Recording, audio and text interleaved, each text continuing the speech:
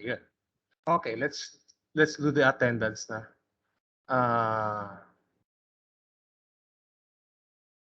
Alcala, Present po. Anggaray, Present po. Bakli, Present po. Bonifacio,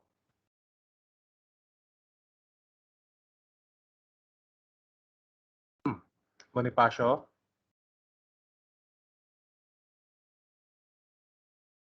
okay, balikan natin siya. Brimon. Sir? Yes, yeah, okay. Brimon, Present po. okay. Buwisan, Present po. okay. Seredon, Present. okay, sige, present. Bustamante, Present po. okay. Asa na? Cruz, Present po. Diana. Okay, balikan natin si Miss Diana. Gomez,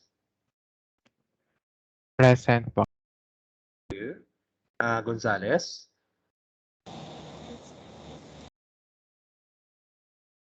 okay. Hernandez, Present po. okay. Magkamit, Present po. okay. Manalo, Present po. okay. Get well soon. Asan na ako? Okay, Monte, Present po. okay. Muñoz, Present po. okay.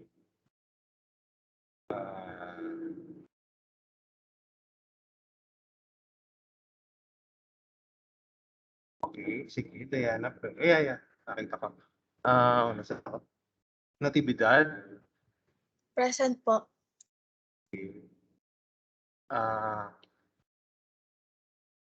Hortalis, Present po. Pascual, Present po. Pinto, Present, sir. Ore, Present, sir. okay. Quezon, Present po. okay. Raimundo, Present po. Reyes, Present po. Reynoso, Present po. Salazar, Present po. Salonga, Present po. okay. San Juan, Present po. Santos, Present po. Tasoy, Present po. okay. Siguenza, Present po. Trinidad. Present po. Okay, so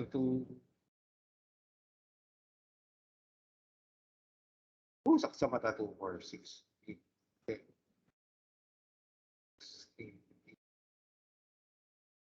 6, 30, 32. Okay, yes, sino yung nagre-raise ng hand? May nag-raise ng hand. Okay, or sino, check na natin. Alin na napindot?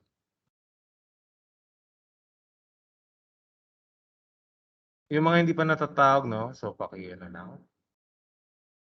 Ay, naku, ano ba nangyari? Okay, or sine? Present po. Meron pa bang hindi natatawag before we start?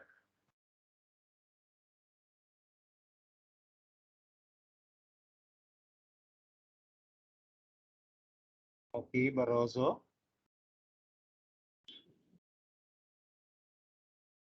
Wala na nga habol? No more? Okay. Sakto-sakto, 8:36.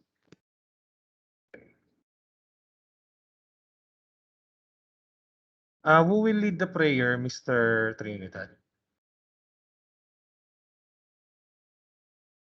CRC na po, sir. Okay. Wait lang.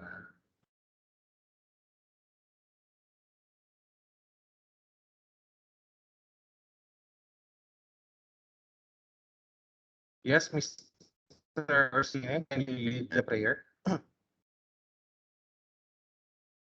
Praise be Jesus Christ, now and forever. In the name of the Father, and Son. Our Father who art in heaven, hallowed be thy name. Thy kingdom come, thy will be done on earth as it is in heaven. Give us this day our daily bread, and forgive us our trespasses, as we forgive those who trespass against us. And lead us not into temptation, but deliver us from evil. Amen. In all things, God may be glorified. In the name of the Father, Son,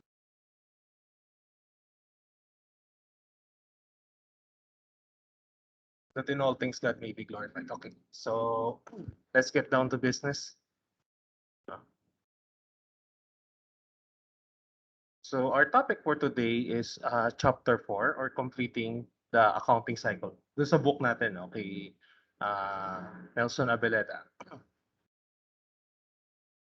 So previously on FABM1, we discussed the worksheet and adjusting entries.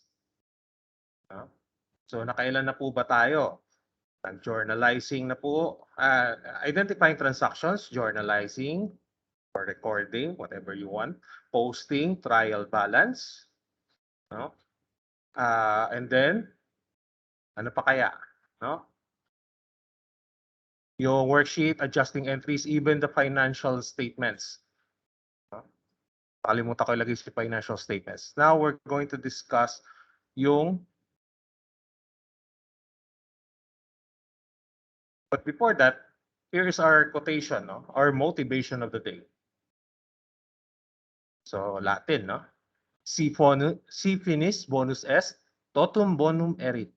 Ano kaya yun? Ito lang yung naintindihan natin, yung bonus. Yung favorite natin, lahat yan. If the end be well, all will be well.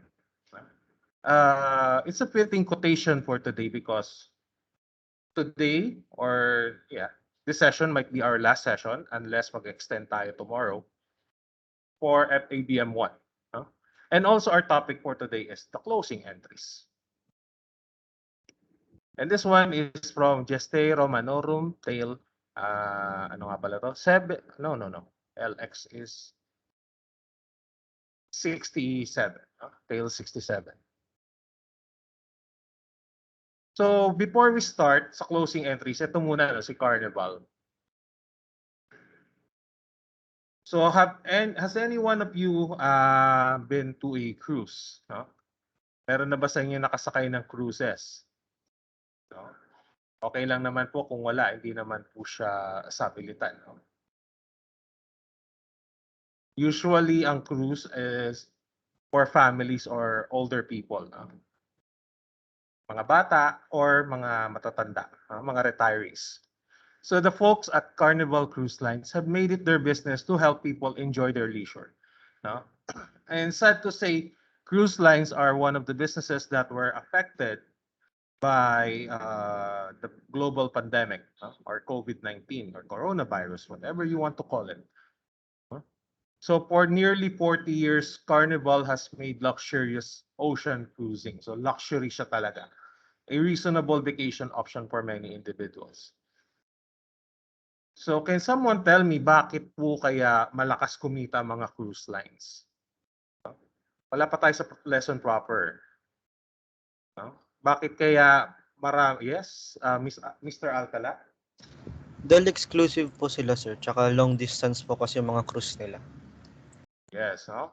Another, can someone give me another reason? No? Correct po si Mr. Alcala, but there is another reason. Okay, so I guess wala muna. No? Na magdagdag kay Mr. Alcala. No? Another reason is that gigising ka na lang, kakain ka na lang, magre-relax ka na lang. Hindi ka na yung tipong traditional traveler na maglalakad dito, may stress sumakay sa bus, sumakay sa ganitong taxi. No? No need for that. Uupo ka na lang. No? You just enjoy and relax. No? And another, sa cruise, no, maraming bansa siyang napupuntahan. Let's say for the Southeast Asian tours, for so many decades, lagi tayo nilalampasan ng mga cruise lines kasi hindi kaya yung capacity ng ating mga ports. But nowadays, nagbukas sila sa Pier South. So there are lots of tourists until again COVID-19 happened. Often for under $100 per person per day. It looks expensive para sa Pilipino. Sorry. But for an American, 100 per day is cheap. Wait lang ha.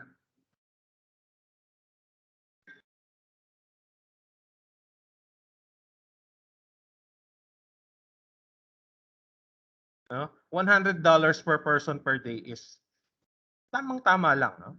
Pero for the average Filipino or even sa mga rich, malaki na rin po si $100. Passengers can enjoy a 7-day. So $700 lang ang gagastusin per pax or per ulo. No?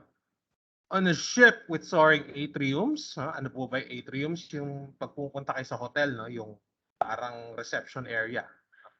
Expansive spa, children facilities, and double promenades offering a myriad of entertainment venues. No? Kumbaga, catch it all.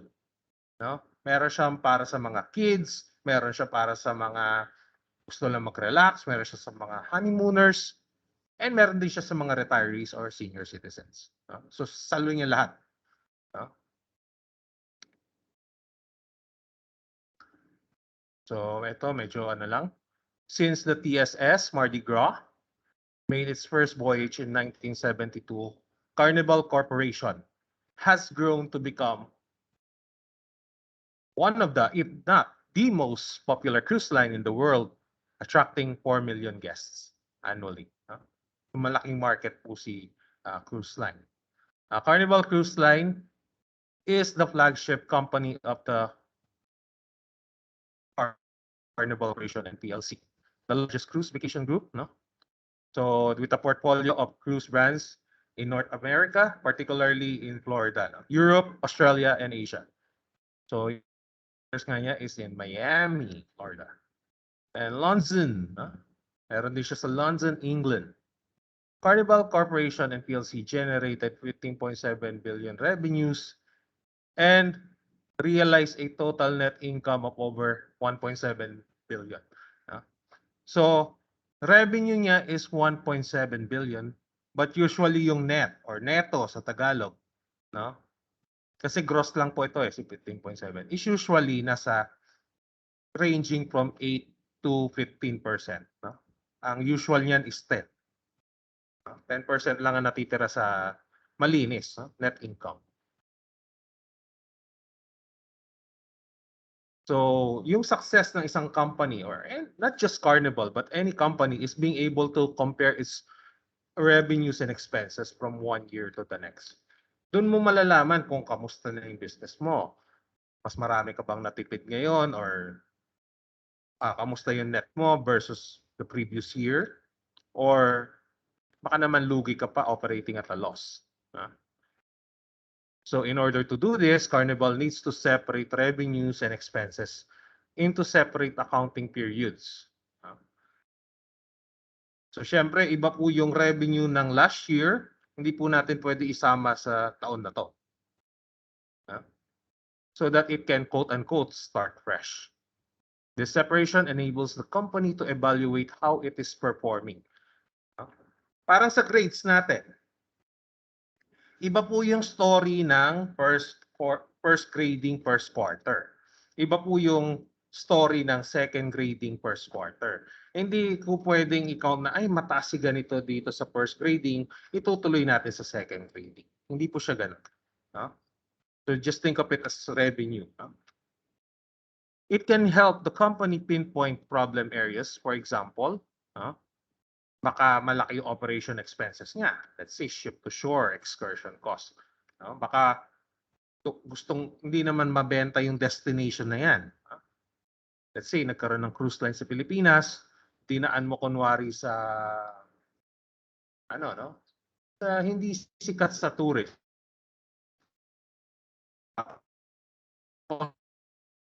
mahal. So why bother? Or another one is to spotlight improvements. Paano mo may increase yung revenue? No? At the end of the day, all the entities are after the profits. Even schools, even your neighborhood bakery, or even a company as big as Carnival Company, corporation. And hence, nag-arrive tayo sa closing entries, or quote-unquote, closing the books. We have to separate last year versus this year. Parang sa Facebook, hindi naman po pwedeng yung mga story mo nung 2020 ay itutuloy pa rin sa 2021. It's another year. Okay? So first, let's discuss temporary and permanent accounts.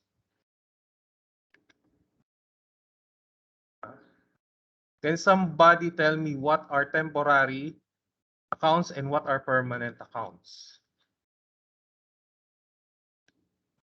Ano po kaya yan?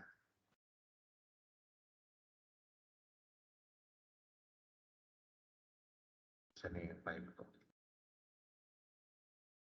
Anyone? Bakit kaya tinawag siyang temporary? Yes, Mr. Orsine? Sir, temporary accounts po are accounts that is closed at the end of every accounting period. Okay. Anybody else? Huh? Yes, Mr. Trinidad?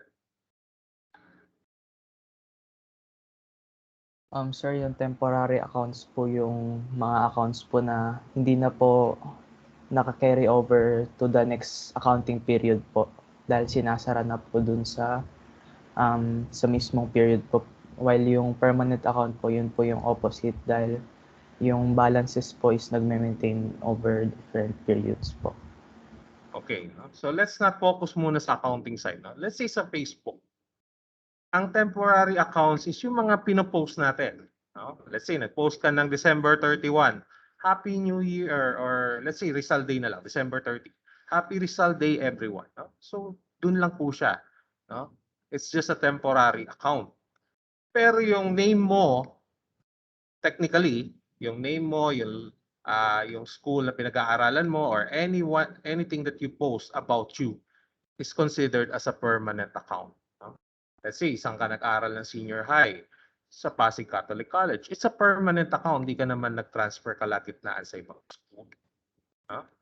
Yun po yung isang, siguro, more of a simplified explanation ng temporary and permanent accounts. So temporary are also called as nominal. And permanent or real. Bakit, no? So as already previously mentioned, temporary relates only to a given accounting period. So etong taon lang na to. Hindi mo na siya pwede, yun nga, as mentioned already, hindi mo siya pwede i-carry over sa next year. Let's say yung kinita ko this year, i-count ko siya next year. Hindi po siya pwede. So they include usually all income statement accounts and the owner's drawings. So yung kinobra mo or winidraw mo for this year, hindi pwedeng i-record mo siya next year or forever yun, withdrawals or drawings. Whereas permanent, meron pa. So all revenue, expense, saka si drawings. Yung red, nandito sa kabila. Yung leader, so to speak. Remember yung leader na mnemonics natin? Whereas permanent or real relate to one or more future accounting periods. Tuloy-tuloy po siya. They consist of all balance sheet accounts, including the capital, owner's capital or owner's equity account. So yun nga, yung kabila naman, yung LI, assets, liabilities, and equity or capital. Yun po yung temporary or permanent. Right now kasi yung ating mga balances, debits and credits are nasa mix accounts. So kumbaga meron siyang portion na nasa temporary, Merong portion na nasa permanent. So it's our job here in the closing entries to separate the temporary from the permanent. Hindi naman pwedeng I love you temporary permanent. No? So merong side na temporary lang. You have to, this one will draw the line in the sand.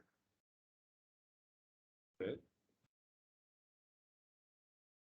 So yung basic accounting equation natin, no? If you will remember, it's assets equals liabilities plus equity.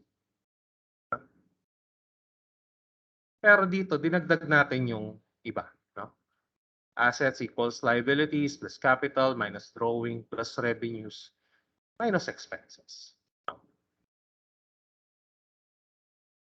So at the end of the accounting period,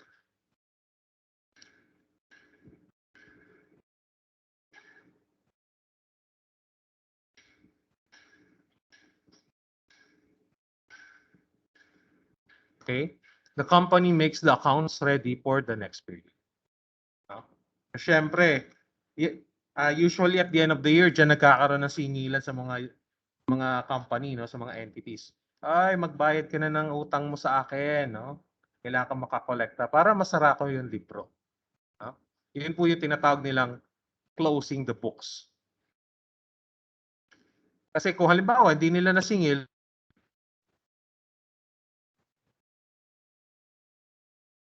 wala. Yun na lang yun. No? So in closing the books, the company distinguishes, yun nga, no? Yun yung job ng company, specifically the accountant, between the temporary and permanent accounts. No? Sino ba si temporary? Sino po ba si permanent?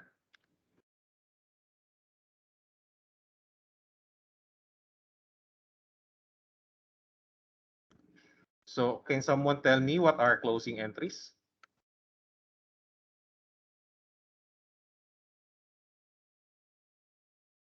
Ano kaya si closing entries?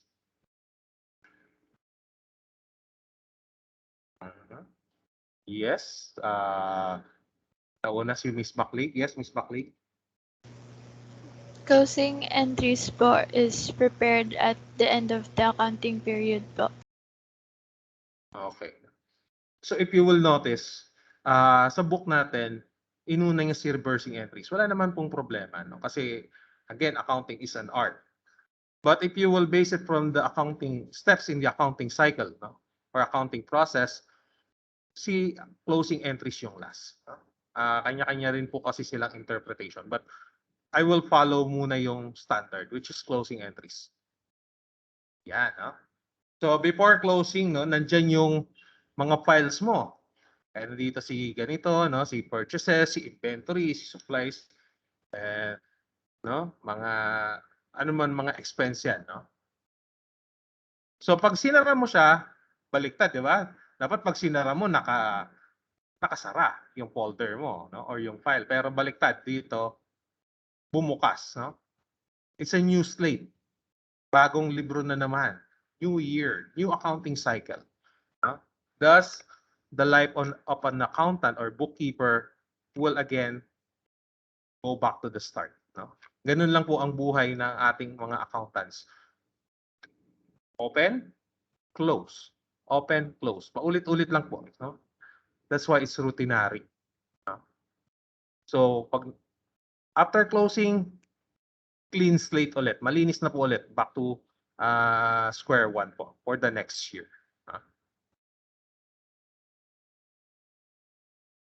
So yun nga, they are prepared at the end of the accounting period to zero out. No? Isi-zero natin yung nominal accounts. No? Kasi di ba, if you will recall yung ledger natin, may balances po siya. No? So dapat isi-zero natin lahat ng nominal accounts. Nominal lang po hindi po yung ano. Accountants also refer to, ayun nga, another term is clearing the accounts. No? But usually closing the books yung tawag. For income tax purposes, no, ginagawa po yan. This is really understandable. So with the coming of the next fiscal period, in next year, closing entries also produce a zero balance in each temporary account. Yun po yung aim. ma-zero. So temporary accounts are then ready to accumulate data in the next accounting period. So bagong start na naman, parang nag-restart ka lang. Separate from the data of prior periods. No? Take note that permanent accounts are not closed. Forever po, kaya nga po siya permanent. No? Or forever, quote unquote.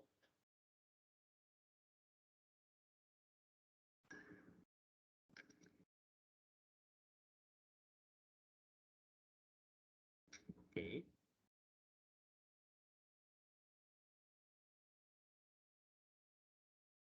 Okay. Okay.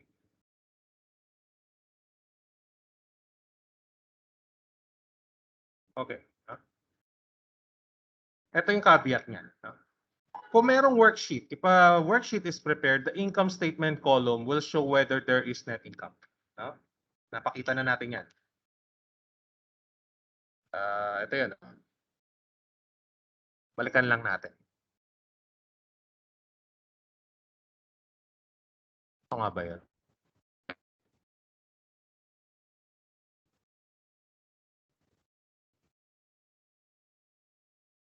Kita yung sa baba, sorry.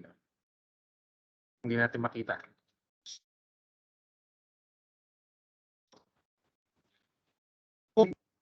Column, no? Ito siya. Income statement column will show whether there is net income or loss. So, 47 yung credit, 13 yung debit. So, merong 33,667 na profit. So,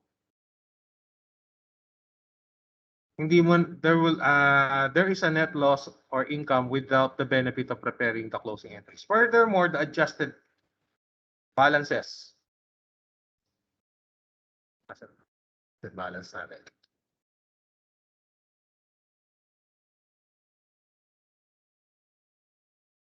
Yung adjusted balances natin, ito yung mga adjustments nga, no? Sample lang. Of all nominal accounts are already summarized in the worksheet. So yun po yung reason bakit po yung book natin na si Simplified Accounting ay meron pong worksheet. No? Hindi po natin kalaban si worksheet. Nagpapadali po ng ating trabaho si worksheet. Hence, it will serve as the basis for preparing the closing entries.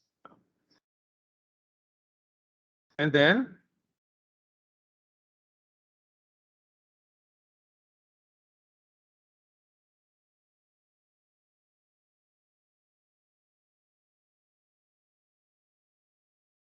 after the closing entries are posted to the general ledger. So mamaya makikita natin yung closing entries na yan. All the nominal accounts will have zero balances. Zero po. At this point, these accounts are referred to as closed accounts. So pag nag-zero balance, ibig sabihin, closed na. Sarado na po ang tindahan. Or sarado na po yung mga account na yun. So,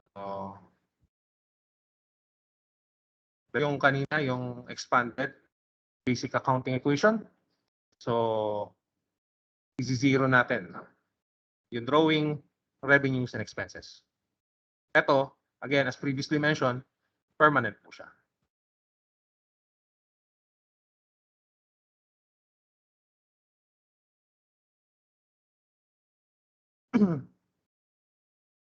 So in contrast to the steps in the cycle na napag-aralan natin, no, yung closing entries ginagawa lang po siya at the end of the year.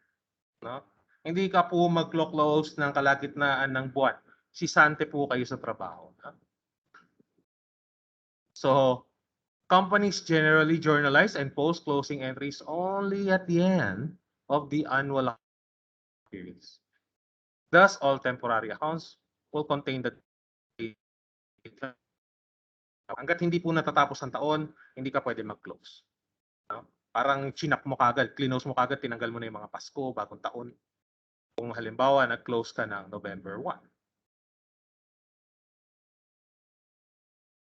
So after closing entries, you have the post-closing trial balance. can someone tell me ano po ba yung post-closing trial balance na yan? We already discussed yung first two, which is yung unadjusted and tawag muna ako ng iba, no? Sorry, Mr. Orsine, para ano naman sila. Yes, Miss Anggaray. Sir, post-closing trial balance po is yun po yung trial balance ng real account and nagsiserve po sila as a basis for preparing the opening entry po for new books po. No? Another simplified version, no? Sir, ito po yung naka-zero na lahat ng real accounts. Ipapasok mo na siya sa trial balance. So, correct. Bakit naka-closing the books pa rin? So,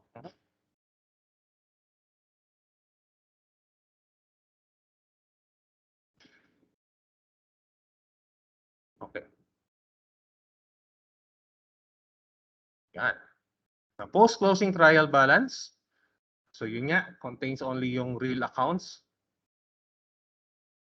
So, wala na si temporary, no? Si permanent na lang. And should be prepared to prove the equality of the debit and credit balances in the general ledger accounts. The ending balance ng bawat isa, no, sa mga general ledger account or GL remains open at the end of the year is listed. So ano po ba 'yon? Balik tayo dito kay real accounts. No? Siya lang yung nakalista. And again, no, hin-highlight ko siya as red. Ulit-ulit lang kasi yung definition. Only the permanent accounts remain open. No? Siya lang po yung magpapatuloy, no, sa journey niya. No? After the closing process is completed. Si temporary, iwan na po. So, yan. No? Just read it na lang. Masyado mahaba yan. Okay. So, recap lang po tayo. No? Wala sa book yan. But ito yung description nung ating 10-column worksheet. You have the unadjusted trial balance, the adjusted trial balance. So, na-discuss na natin yan. Income statement and balance sheet. So, anong accounts? Anong klaseng accounts meron doon? Ayan, no? Nandiyan na po. Real, nominal, and mix sa unadjusted. Debits and credits are equal. Pagdating sa adjusted, nawala na yung mix kasi nga nag-adjustments na tayo. No? Hence, it's just real and nominal accounts. Ganun pa rin, no? Debits and credits are equal. Pagdating sa income statement, of course, nominal lang po siya, no? Baka makalimutan, nominal lang or temporary. And then yung equality of debits and credits, so para meron tayong idea kung ano yung profit or loss, is that there must be difference between the credits and debits. No? Of course. Balance sheet naman, real accounts only. I think mali yung ano ko dito. No? Debits and credits are equal. No. Ganun pa rin. Debits and credits represent profit or loss. And for the post-closing trial balance, si real na lang yung natira. Wala na si nominal.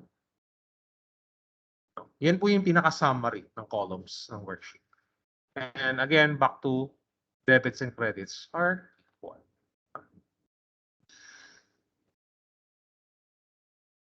Ganun lang po. No? Yung sample, papakita ko siya later. 9:05 pa lang. Reversing entries. What are reversing entries? May nagbanggit na kanina. Yes, Mr. Pinto?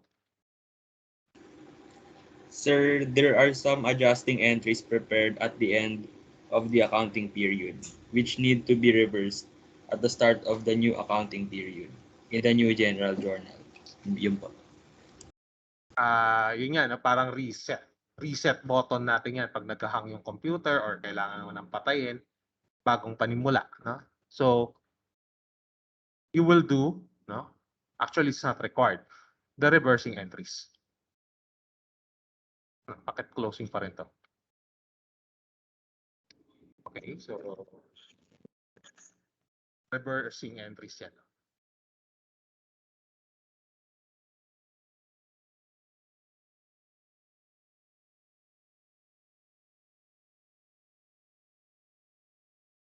Dagdag ko lang kasi ito eh.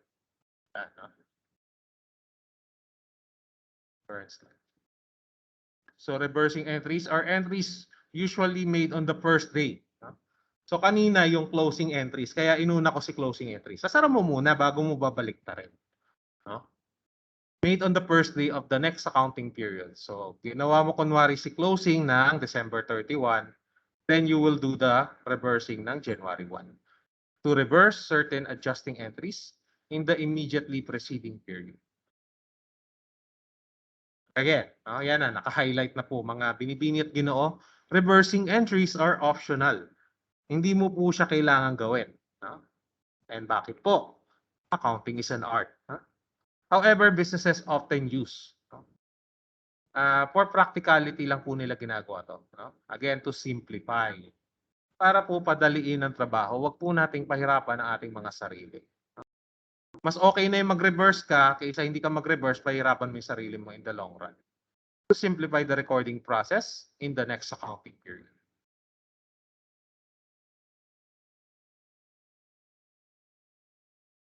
Okay. So purposes, no? Nabanggit ko na, pero magtatanong na lang din ako. Why do we have to do reversing entries? Sa tingin nyo, no? Without consulting the book, kasi wala rin po sa book. Why do we have to do the reversing entries? Pag na po ako paggamitin ng Wheel of Names, no? Last, quote-unquote, last session na natin to. Bakit kailangan baliktarin? Diba tayo, pag ano, meron tayo yung mga New Year's resolution at the end of the year. Birthday ni Father. Yes, Miss Pore. Sir, for me po to start over po with the journal and to adjust the entries po. Yun, no? Okay, huhugot lang tayo ng konti. Bagong simula, no? Let's say noong last year, nagkaroon tayo ng mga problema, no? So, turn that weakness, no? We turn that weakness into a strength, no? Unti-untiin natin, no? I know it's not a good example, no? Yun nga, nabanggit ko na kanina, no? Balikan lang natin. Simplify. Simplify the process because accounting is an art and a process. No? So pag hindi ka naman nag-reversing entries, hindi ka naman pipilitin. Pero mas madali po ang ating trabaho, no? Pag ginawa natin si reversing entries as a bookkeeper or an accountant. So one, to facilitate the recording of cash receipts and disbursements in the next accounting period. To promote convenience, no? Parang yung kanina. For the next period's year-end adjustments for accruals. And number 3, consistency. No? Pinapadali natin yung procedure. No? Consistent. Wala pong, ano nangyari dito? No? Ano nangyari sa transaction na to? Bakit ganito? So remember yung consistency na GAAP principle natin? Yan. Diyan po siya nag-a-apply. And in the book, yan na. No? The following adjusting entries need to be reversed. So you have prepaid expenses. No? So bakit nilagyan ko ng pula? Sa book, wala naman yan, sir. Expense method. And second is unearned income or income method. No? Makikita natin sooner or later. And then letter C, accrued expenses. And D is accrued income. Prepaid expense. Ano tayo? Refresher tayo dito. Ano yung adjusting entry? No? Ng prepaid expenses?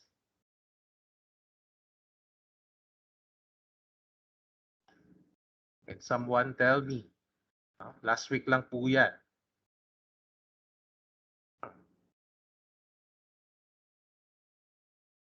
Tawag tayo, no?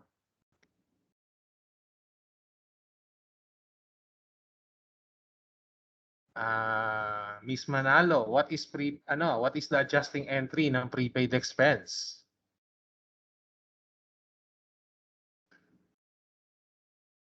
Ayun, no? Si Miss Diana daw. Miss Diana, what is the adjusting entry? Ano kaya yan? Sino kaya mag-a-adjust? Marami pa akong time, no? So, I can wait. Sir, try lang po. Sige lang. No problem. Sir, ano po, binabalance po yung books para po ma-recognize yung expenses na giging actual expenses po. Parang in-adjust po yung entries. Hindi, ang ibig ko sabihin yung journal entry. Adjusting journal entry ng prepaid expense. Sige nga, nasta na. Miss Anggaray, are you still raising your hand? Or na-stranded lang siya? No po. Okay, Miss Cruz? Ano kaya yung adjusting entry for the prepaid expense? Rinig po ba ako, sir? Yes po, rinig ko po kayo, ma'am. Kapag prepaid expense po, yung pinaka-prepaid, for example, po kung anong expense account po yung prepaid, rent sa rent po, prepaid rent, tapos sa credit naman po is rent expense. Correct. Yun po. So when cash is paid, adjusting journal entry, no? Kinapi-paste ko lang yung last week, pero dinagdag ko lang si reversing entry. No? So prepaid debit, prepaid rent, credit, rent expense. No? So meron na tayong AJE or adjusting journal entry. Ano naman kaya yung closing entry? Reversing entry. So pakita natin. So yan, no? So pag reversing entry, binaliktad lang niya, no? Debit expense, credit, prepaid expense, or prepaid rent. So this one, debit, rent expense, credit, prepaid expense. Kaya nga po siya reversing entry. No? Kumbaga, ito yung evil twin ni.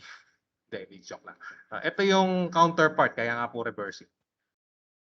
Kabaliktaran lang nitong prepaid rent sa rent expense. Yan lang po siya.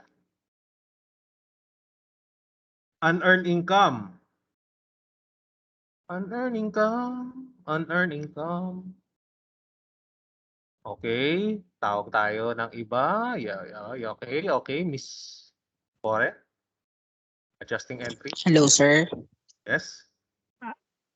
Unearned income po is yung nagawa na po yung service but hindi pa nako-collect yung payment.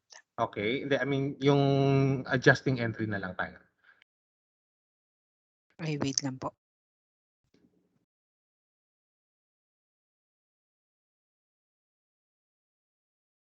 Debit to what and credit to what?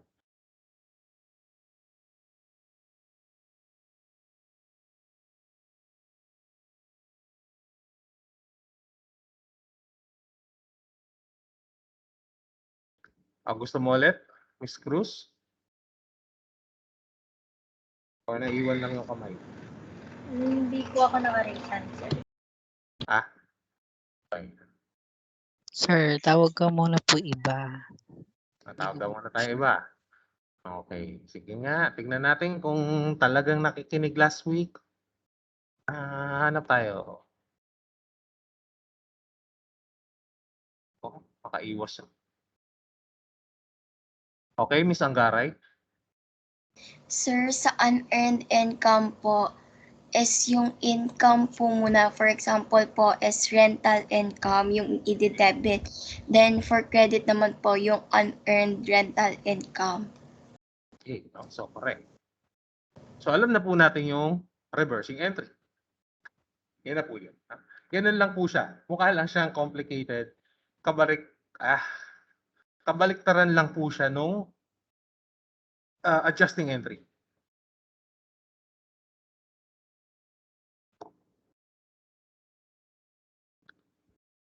Accrued expenses.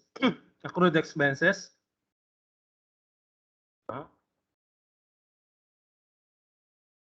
Bago tayo mag-health break ng 9:30, no?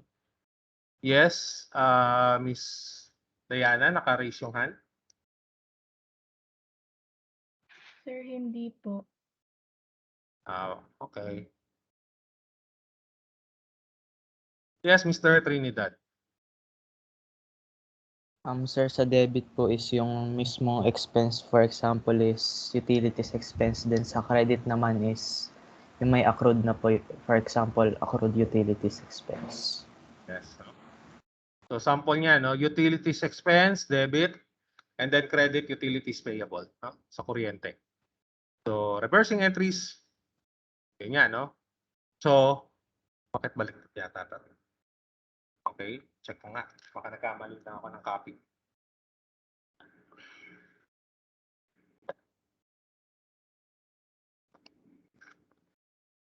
So, namamali lang ng copy. Pero...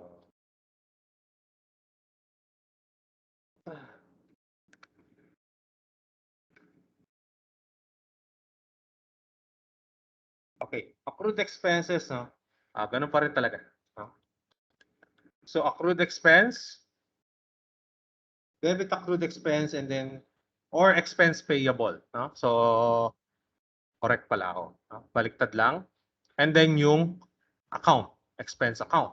Let's say, reversing entry is debit, utilities payable, credit, utilities expense. And last one, accrued income. Bilisan ko na lang. So, recap lang. Interest receivable, no? And interest revenue. For the reversing entry, baliktad lang. No? Or revenue, no? Interchangeable naman si income. So, debit, interest revenue, and then credit, interest receivable. Yun lang po.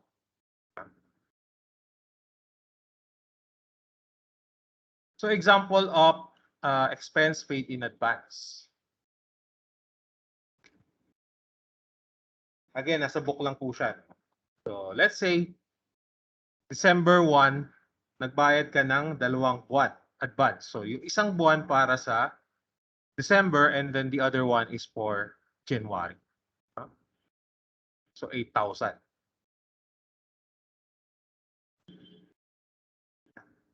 Okay.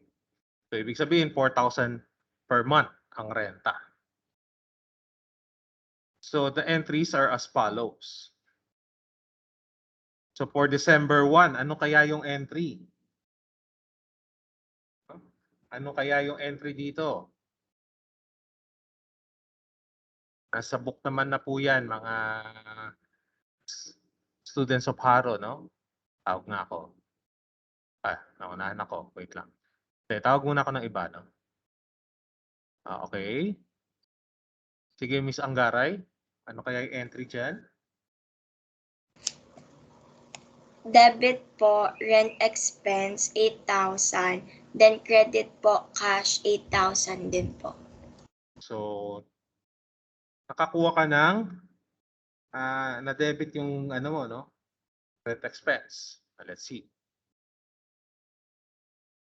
Debit, 8,000 rent expense, cash, credit, 8,000 din. Pagdating ng 31, you will do the debit prepaid rent. Of 4,000, no? For the month of December kasi yon. So prepaid rent 4,000 to recognize yung January na renta natin. And then rent expense, ganun pa rin po, 4,000. Para pagdating ng January 1, year 2000D, 200D, ganun pa rin po yung transaction natin. No? Wala lang nangyari. Rent expense pa rin po, 4,000. And prepaid rent, di kita yung 4,000 din po. Nasa book naman po yan. No? Ito lang po yung pang-reversing entry natin. Okay?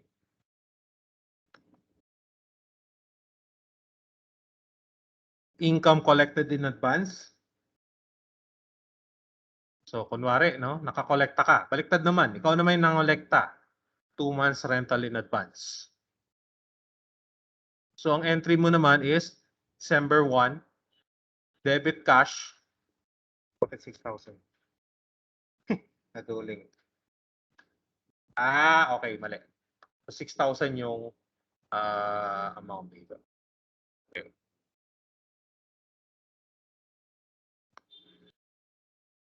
6,000, no? So, debit cash, 6,000. Credit rental income, 6,000. The reversing entry will be rental income. So, binaliktad lang niya.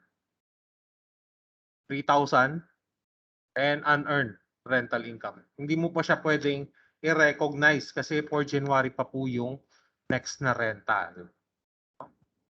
So, debit, rental income, credit, unearned rental income. Pagdating ng January 1, yun pa rin.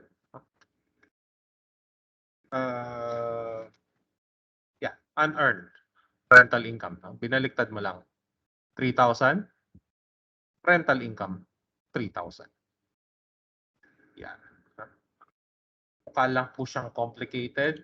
It's a bit tricky, pero ang key naman po is practice.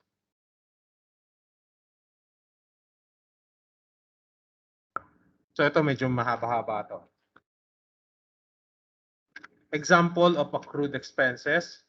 7 minutes pa tayo at the end of the accounting period. No? So ibig sabihin hindi pa siya nababayaran. No? Pinaalala ko lang. So Meralco bill is paid every 15th of the following month. The bills for November and December are as follows. So, November, 4,500 yung bill mo sa kuryente. Pagdating ng December, 5,000. So, paano po ba yun pag sa Meralco? Sino ba yung mga suki sa Meralco dito? Kailan po ba binabayaran yung bill ng November? Tawag ako ng Mr. Sasoy. Kailan mo binabayaran yung bill ng November? Sir, di ko po sure pero guess ko po is November po. Okay, meron bang gustong kumontra kay Mr. Sasoy? How about Miss Brimon? Kailan kaya ang bayaran ng bill ng November?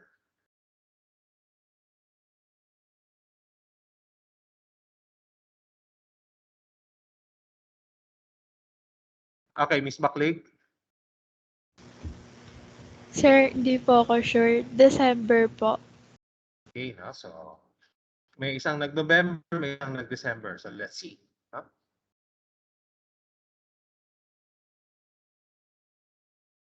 Ano pa rin naman yan, no? Participation yan. No? Wala naman sa akin tama or mali na answer. But let's see kung sino ang tama.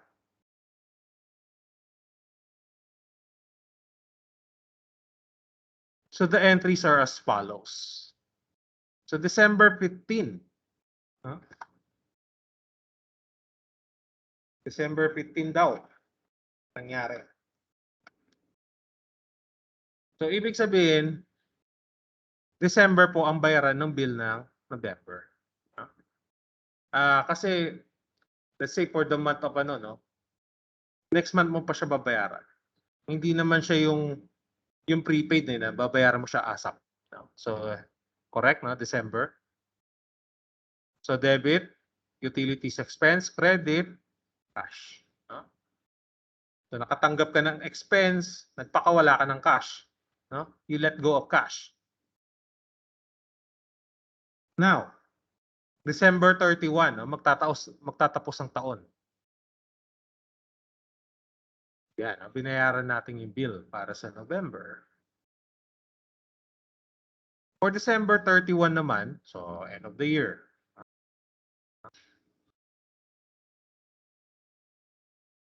Ito naman ang entry mo, utilities expense and Yeah. So i-recognize mo na yung 5,000. And utilities expense payable.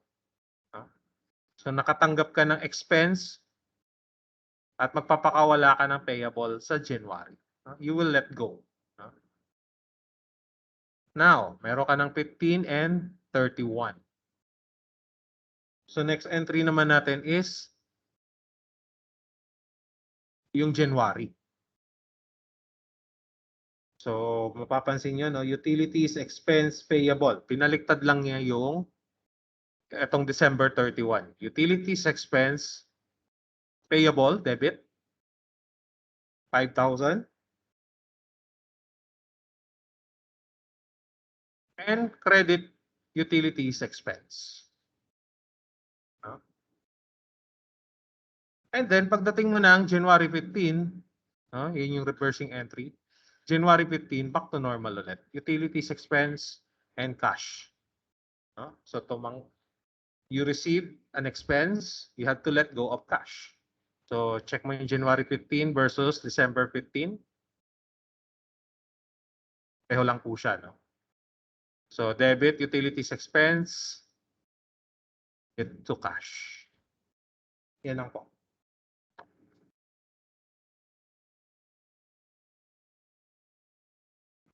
Now, sir, paano kung wala raw siyang ginawang reversing entry?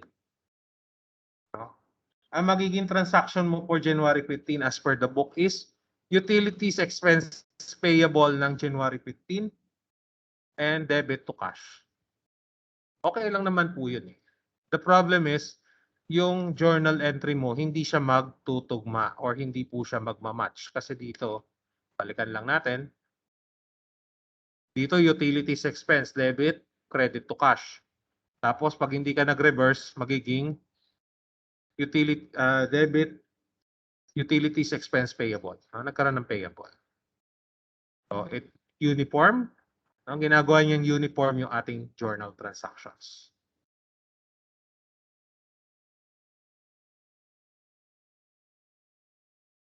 Medyo awkward yung journal entry. Yun lang ang problema.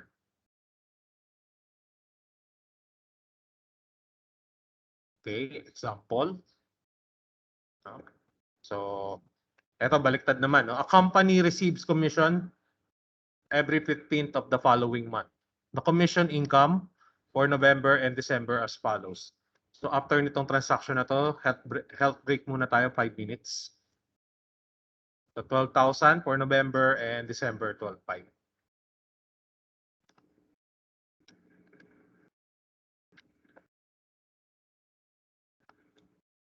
Okay. Okay.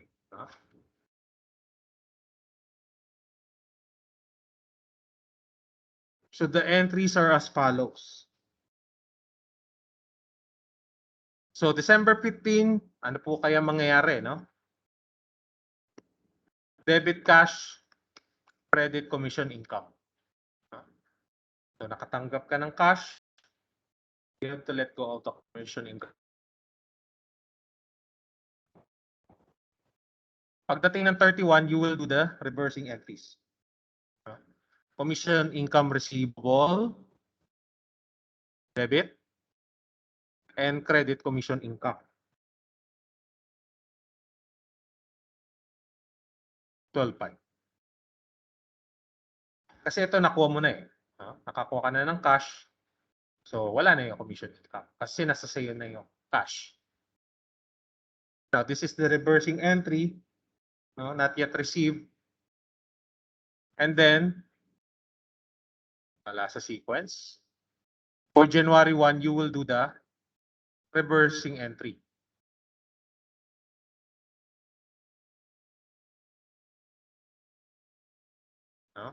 So ito yung reversing entry natin, commission. Ikad lang natin yung transaction ng 31. And credit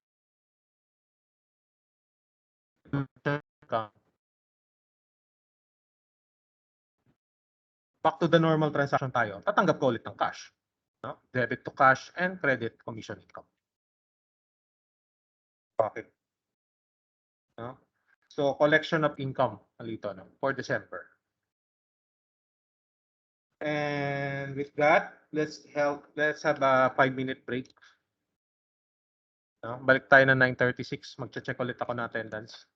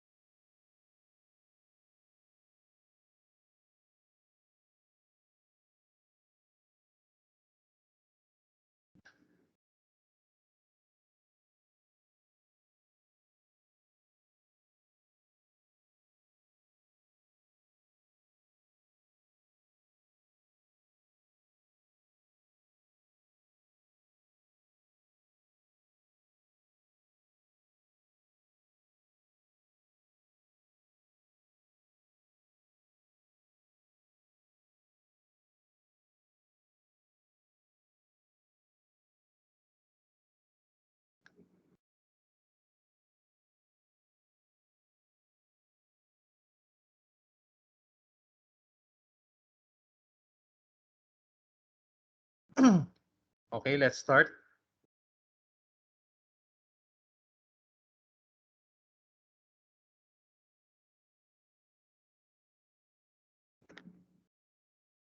Pakitawag na lang yung iba.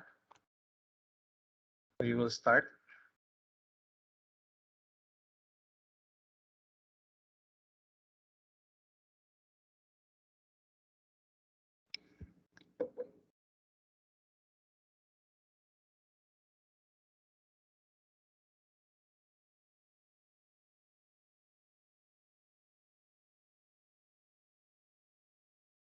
Madali lang yung finals eh.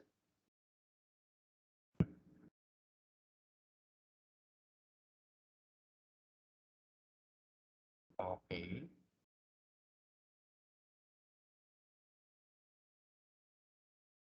DC, no? Okay. Mamaya naman ako mag-check. At the end of the expenses, no, balikan lang natin. So pagdating ng January 1 to January 15. So commission income, debit, credit commission income receivable. So this one will be your reversing entry. Para pagdating ng January 15 ulit, it's debit to cash again and credit commission income. Now, sir, paano kung hindi po tayo nag-reversing entry? If no reversing entry is made on January 1, 2200D, then the entry to record the collection is debit to cash, credit, commission income receivable. Ang problem again, it's not consistent with the journal entry ng December 15. So bill for, no, it's not bill. Yung commission for December.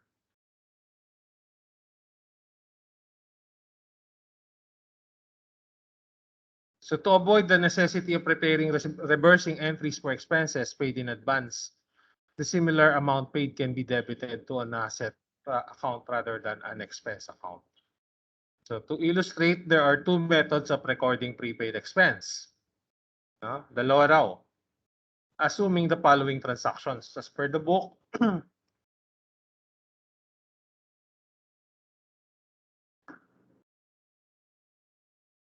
So ito yung nangyari, December 1, paid 3 months rent in advance. December to February. So, ibig sabihin, December lang yung maka-count for the year, and then yung January to February for next year na siya. And then March, nagbayad ka ng rent.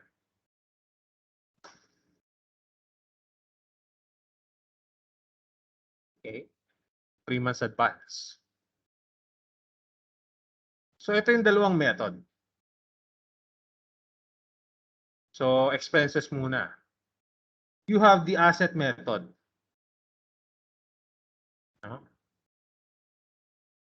So mahaba lang yung definition. Advance collection of income are initially debited to an asset account.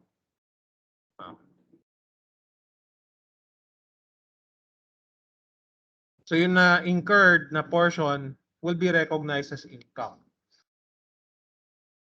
Pero yung unearned portion will remain an asset.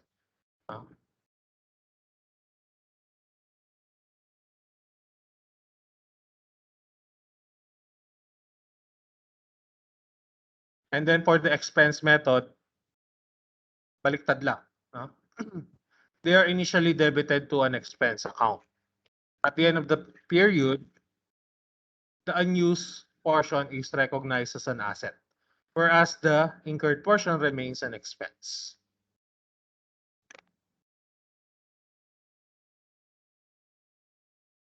Ito po yun. So, focus natin si expense method kasi siya yung correct. Siya yung pinakamadali. Wala ka ng adjustments. So, December 1, December 31, January 1, and January 15. You have 4 transactions in all. Sorry. So, sa expense method, ganun pa rin, no? Rent expense, 12,000. You paid for the 3 months rent. Tumanggap ka ng expense. you let go of cash, 12,000. Now, asset method, payment of rent. Kay asset method, prepaid rent. Baliktad naman siya. Nagbayad ka ng rent. So, debit, prepaid rent. Ganun pa rin, credit, cash. You have to let go of cash. So, payment of rent pa rin. Ang journal entry. For December 31,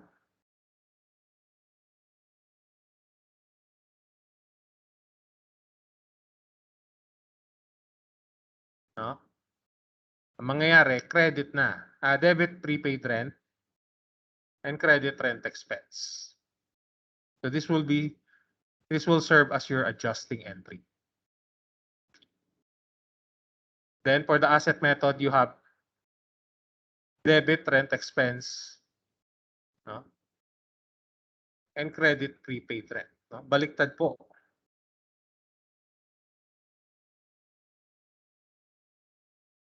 Rent expense, prepaid rent. So correct.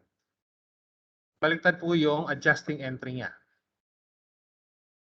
Now, pagdating ng January 1, dito magkakatalo-talo tayo. No? So, you will do the reversing entry. So, reversing entry nga is kabaliktaran ni adjusting entry. Rent expense, debit, credit, prepaid rent.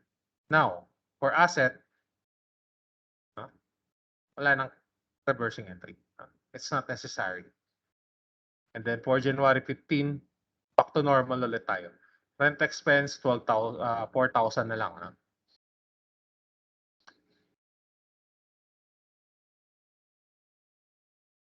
Sorry, March pala siya. March 1.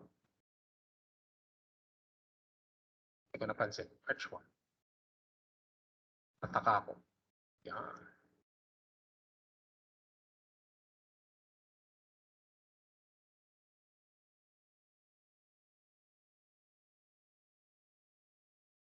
So, nagamit mo na siya.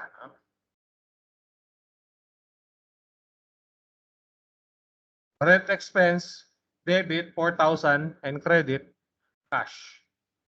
Pagki-asset naman, as you can see, prepaid rent and cash. Wala namang problema.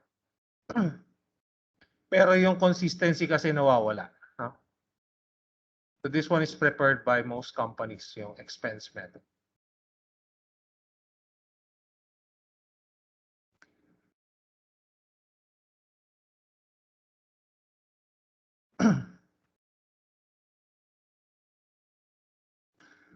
So recording naman ng income. So example, December 1. Collected, no? Sorry. Collected 3 months rent. In advance. Hindi siya paid. Collected. And then for March 1, the March rental was collected.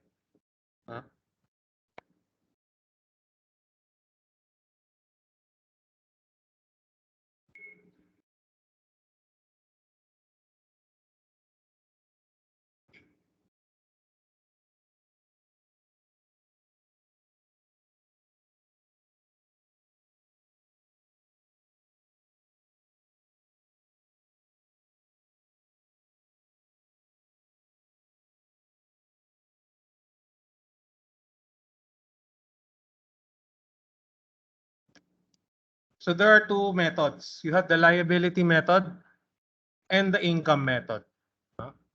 So binabaliktad lang yan. No? Under this method, kay liability, advance collections of income are initially credited to a liability account. No? Kaya nga po liability method. No? Kay income, credited muna kay income account. At the end of the period, the earned portion is recognized as income, whereas the unearned portion remains as a liability.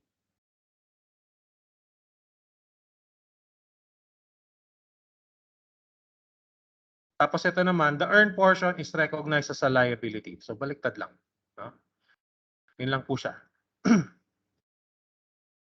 So December 1, December 31, January 1, and March 1.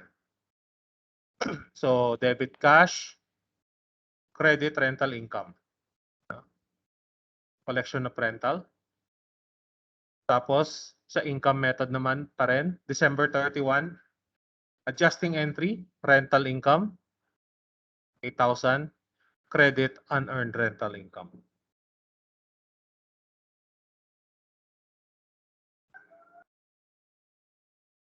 $8,000. So this will serve as your adjusting entry.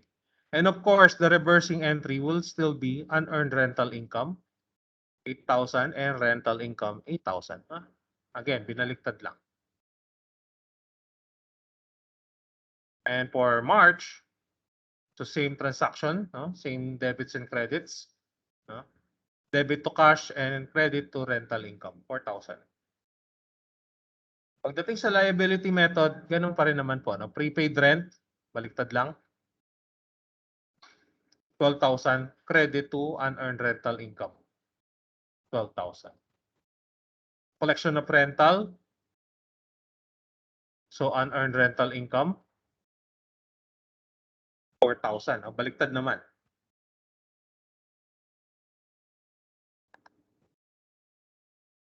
Yeah. Sorry. Rent expense pala po yan. Ay, hindi. Unearned rental income, 4,000. And credit to rental income, 4,000. So, naiba lang.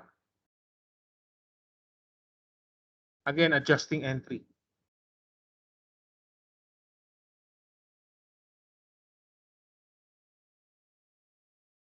Pero dito sa January 1, hindi ka na nag-reversing entry. It's not necessary. Now, pagdating ng March, debit to cash, credit unearned rental income. So again, the problem is yung transaction mo sa ledger, hindi siya pareho on December 1 versus March 1. So that's why the income method is preferred. Pwede ka naman mag-liability method pero in the long run, mahihirapan po tayo. Yun lang.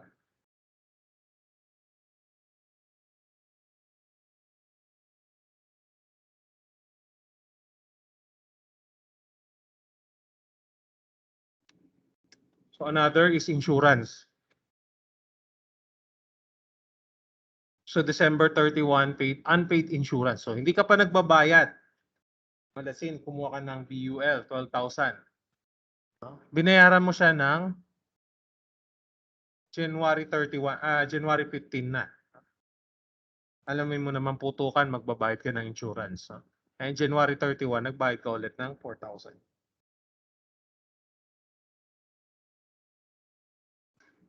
So ito yung entries.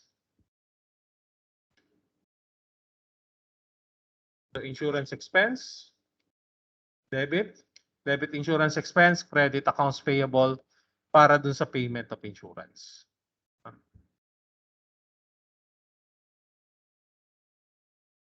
And then, so meron kang, dito naman, accounts payable naman. Debit accounts payable, you will receive an AP of 12,000 and then you will have to let go of cash. And then, pagdating mo ng January 31, back to normal, call it. Insurance expense, debit, and credit to cash. Yeah, correct.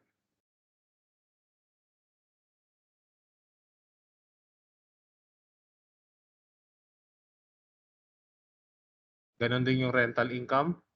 I'll just shorten it. 6,000, 6,000, 6,000. So, debit, accounts receivable, credit, rental income, and then January 15, debit to cash, credit accounts receivable. And then, pagdating ng January 31, debit to cash, credit to rental income. So, imbis lang na AR, magiging cash lang siya. But yung credits mo is same pa rin. Rental income. Oof!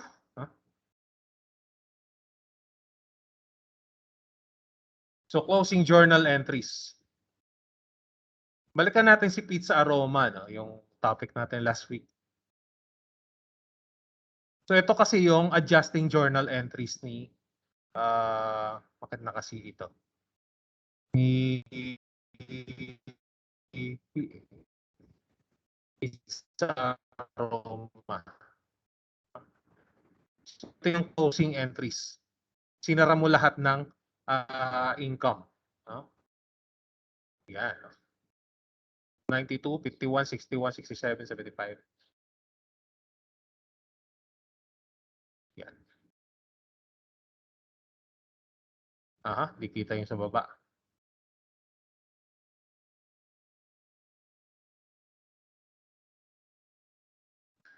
So yan, no? Pakita ko lang ulit to.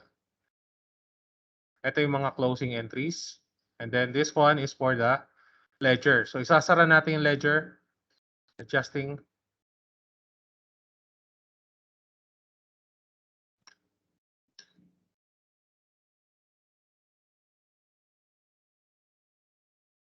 Adjusting balance versus yung credit, 44,000.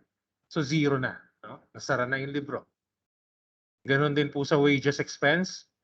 No? Closing entries to 0. Utilities, 0. Bakit 10,000? Okay.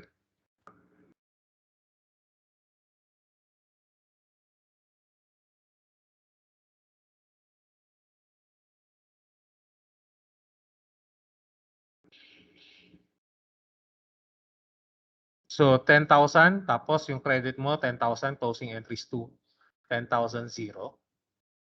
0 ulit. 0. 0, no? Ganon din sa rent expense, depreciation expense, pizza revenue, ganon din, closing entries 0. Investment revenue 0. Drawing 0. But if you will notice yung capital, hindi siya nag-zero. No? So balance nga is 322,000 for the statement of equity.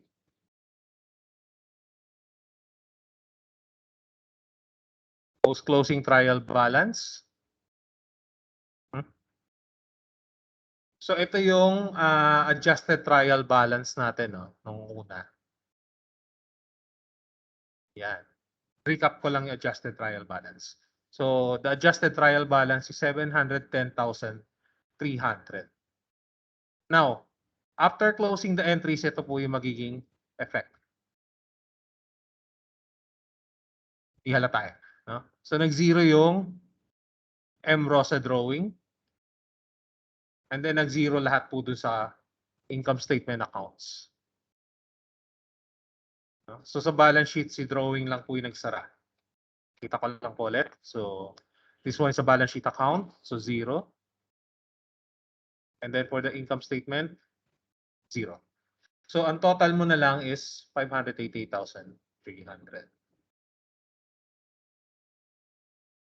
Tapos na.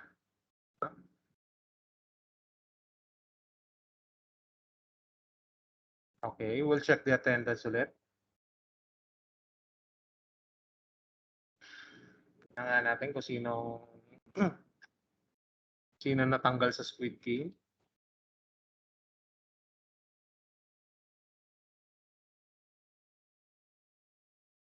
Baka naka-on lang yan.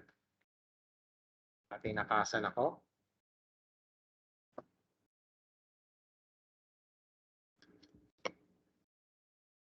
Okay. Alcala. Present po. Baka. Sorry. Anggaray. Present po. Medyo nakakantok yung topic kasi nasa book naman. Para hindi tayo kahirapan pa. No? Baklig. Present po. Bonifacio. Present po. Okay, so alam ko na yung isa, no? One down. Seredon. Present po. Okay. Madali lang naman kasi exams to. Okay lang mawala. Cruz. Present po. Diana. Present po. Gomez, Present po. Gonzales. Okay, narinig ko, nag-sound. Hernandez, Present po. Brimon, wala. Magkamit, Present po. Manalo, Manalo. Okay, balikan na lang natin. Monte, Present po. okay. Muñoz, wala. Natividad, Present po. Hortalis, nawala. Orsine, Present po. Pinto, Present po. Pascual, nice quick game, no? Pore, yan. Okay. Present po. Raimundo, Present. okay. Quezon, nagkomalong Dariles na. Reyes, okay. Salong, okay, okay. Reynoso, hindi ko kaya. Salazar, ng bakery. Salonga, Present po. San Juan, nagpunta ng Green Hills. Santos, Present po. Sasoy, okay, nandiyan pa. Iguenza, Present po. and Trinidad. Present po. Okay, si Bustamante, Nagsago, no? Marozo, parang sabi niya kanina na wala ng connection. Or baka kala nila health break tapos na tayo.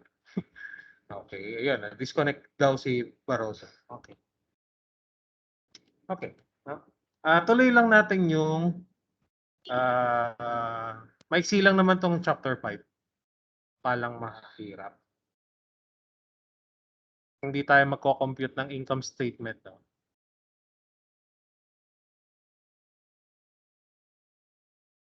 So, accounting for merchandising business.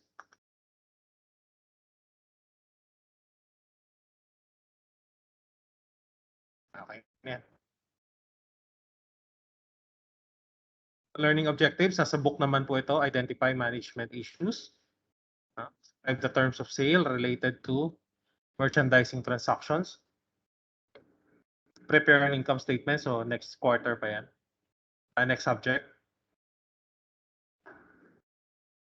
Number 5, explain the role of the operating cycle. So our quote for this topic, so dalawa yung pinili ko. No? So first is from Seneca. Hindi po yung gamot, no? Senecal po yun.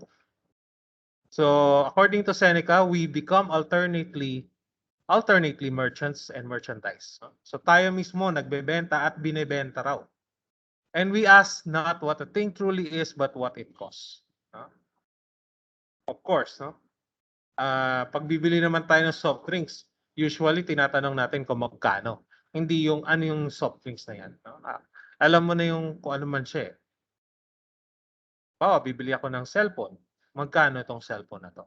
No? So, this one is from Seneca. And from Thomas Drax, trade is the mother of money. No? So, trade is merchandise. So, pag walang merchandise, no money. No money, no honey. No?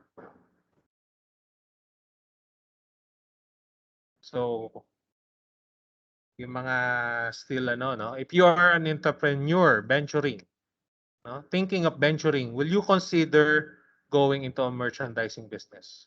So, free question na to, no? Tanongin natin si Mr. Bulak. Tawag ko ba? Mr. Bulak, are you there? Natawag. Okay, so magtatanong tayo. Paano lang? Sige, Miss Gonzales, are you there?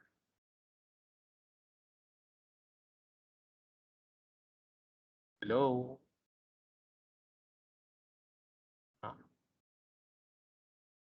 Okay, so mukhang nagluto na sila ulit. No? So, andyan ba? Andyan? Parang narinig ko.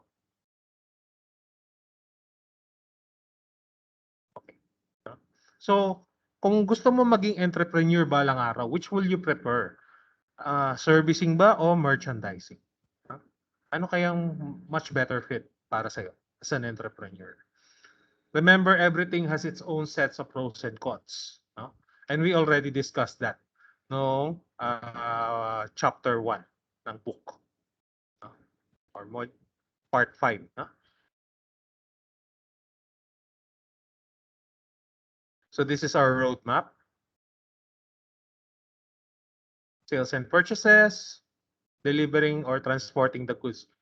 I'm sure alam na alam niyo tong merchandising business kasi suki tayo lahat ni Shopee and Lazada. No? Or if not, SM.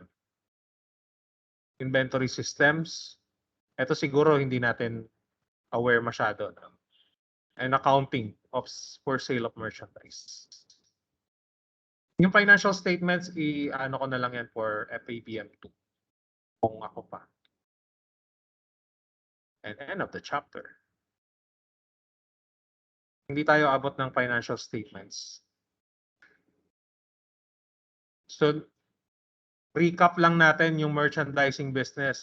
A merchandising business earns income by buying and selling goods, which are called merchandise inventory, with a profit. Hindi ka naman siguro DSWD, no? Kawang gawa. Magbebenta ka bumili ka ng ballpen, 6 pesos, bebenta mo ng 6 pesos din. Ano naman yung effort mo? Siyempre, profit ang habol natin as business people. So whether a merchandiser is a wholesaler or retailer, it uses the same basic accounting methods as a service company. Pareho lang po siya, no? May konting differences lang. However, the buying and selling of goods adds to the complexity of the business and of the accounting process. Yun po kasi yung nagpapa-complicate ng isang merchandising business. Yung cost of goods sold. So yung mga absent, no? Majority ng question natin for the exam, siguro mga 10 items or more, ay nasa chapter 5. So some merchandising business produce the goods they sell. No? Pwede naman kasing ikaw mismo yung gumawa. No? Let's say fishball. Or gagawa ka ng kwek-kwek, magbebenta ka ng kwek-kwek. Ikaw pa rin naman gumagawa ng kwek-kwek eh. No? While other merchandise business buy and sell goods, they have purchased wholesale. So, yung mga nagbebenta sa Lazada, no, usually, bumibili sila ng bulk sa mga wholesaler or sa Divisoria, and then they sell it retail sa Lazada. Or, pwede namang combination of the two. Gumagawa ka ng ice cream, binibenta mo yung ice cream, tapos meron ka mga yung ready-made na items. Okay. Before we proceed, mag-case study muna tayo ng isang company. So, si Fong Company. So, Fong Company produces clothing, apparel, especially women's apparel.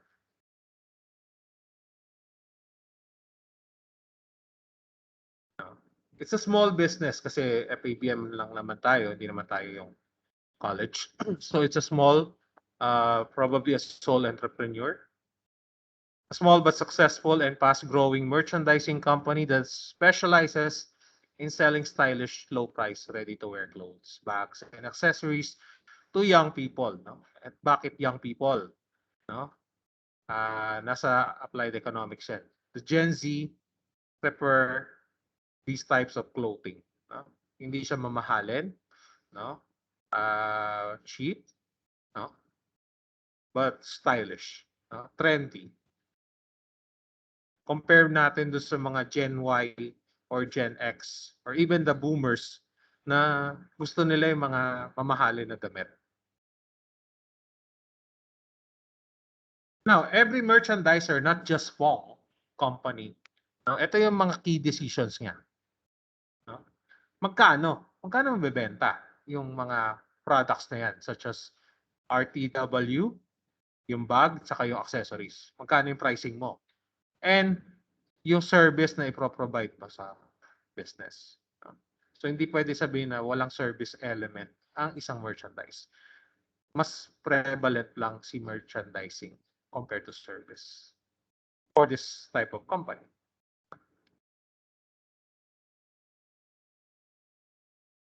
Yung mga buhay pa. What is a merchandising business? Recap lang po ito. Actually, nabanggit ko na eh. Mr. Magkamit.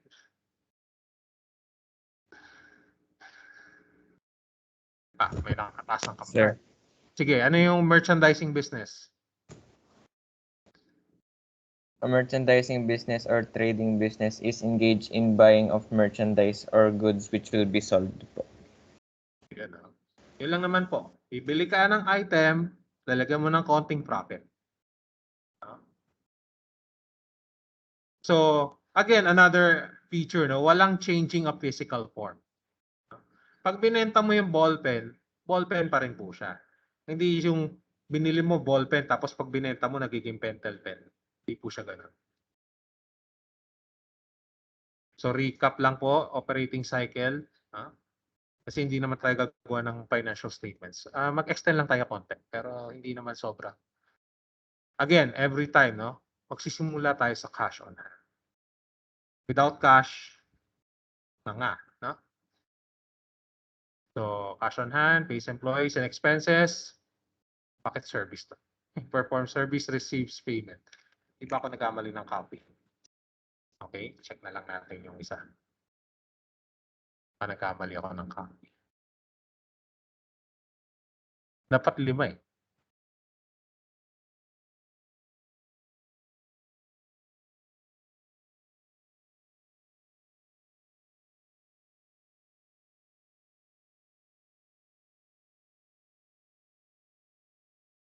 Okay. Balikan lang natin yung isa. Pero alam ko yun yun.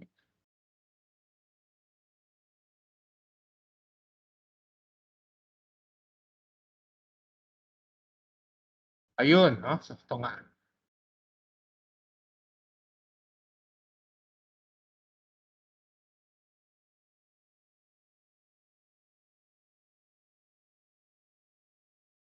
Okay.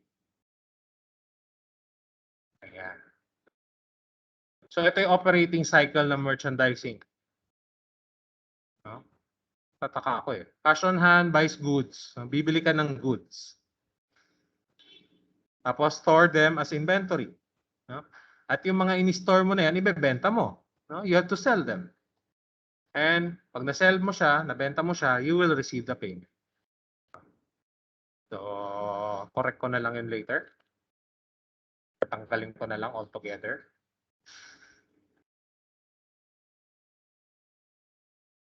I think this one is on the book na. No?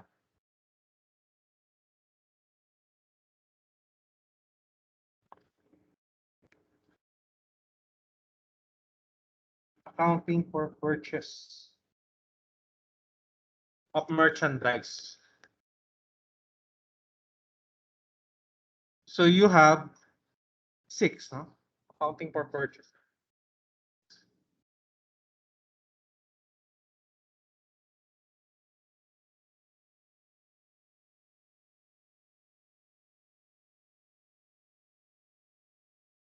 So you have cash or COD, on credit or on account, credit term or credit period,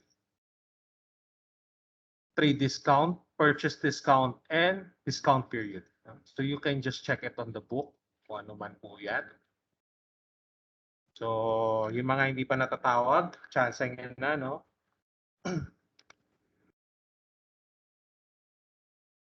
What is cash or COD? Can someone tell me what is COD? Yung hindi pa natawag, teka, tawagin natin ha. Sino ba? Natawag ko na si Magkamit, so okay na siya. Miss... Okay, Miss Forres, sige nga. Sir, yung cash on delivery po, yung dun lang natin babayaran yung binil nating products pag dumating na po sa atin. Salamat Shopee, no? Alam natin yan. So pag tineliver siya, babayaran natin. No? Kahit naman hindi accountant, alam po yung COD. Kahit mga bata nga minsan, alam ang COD. Yeah, so that's correct.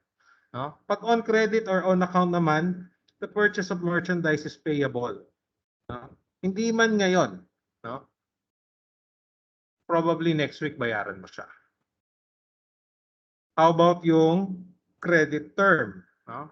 Can someone tell me what is credit term?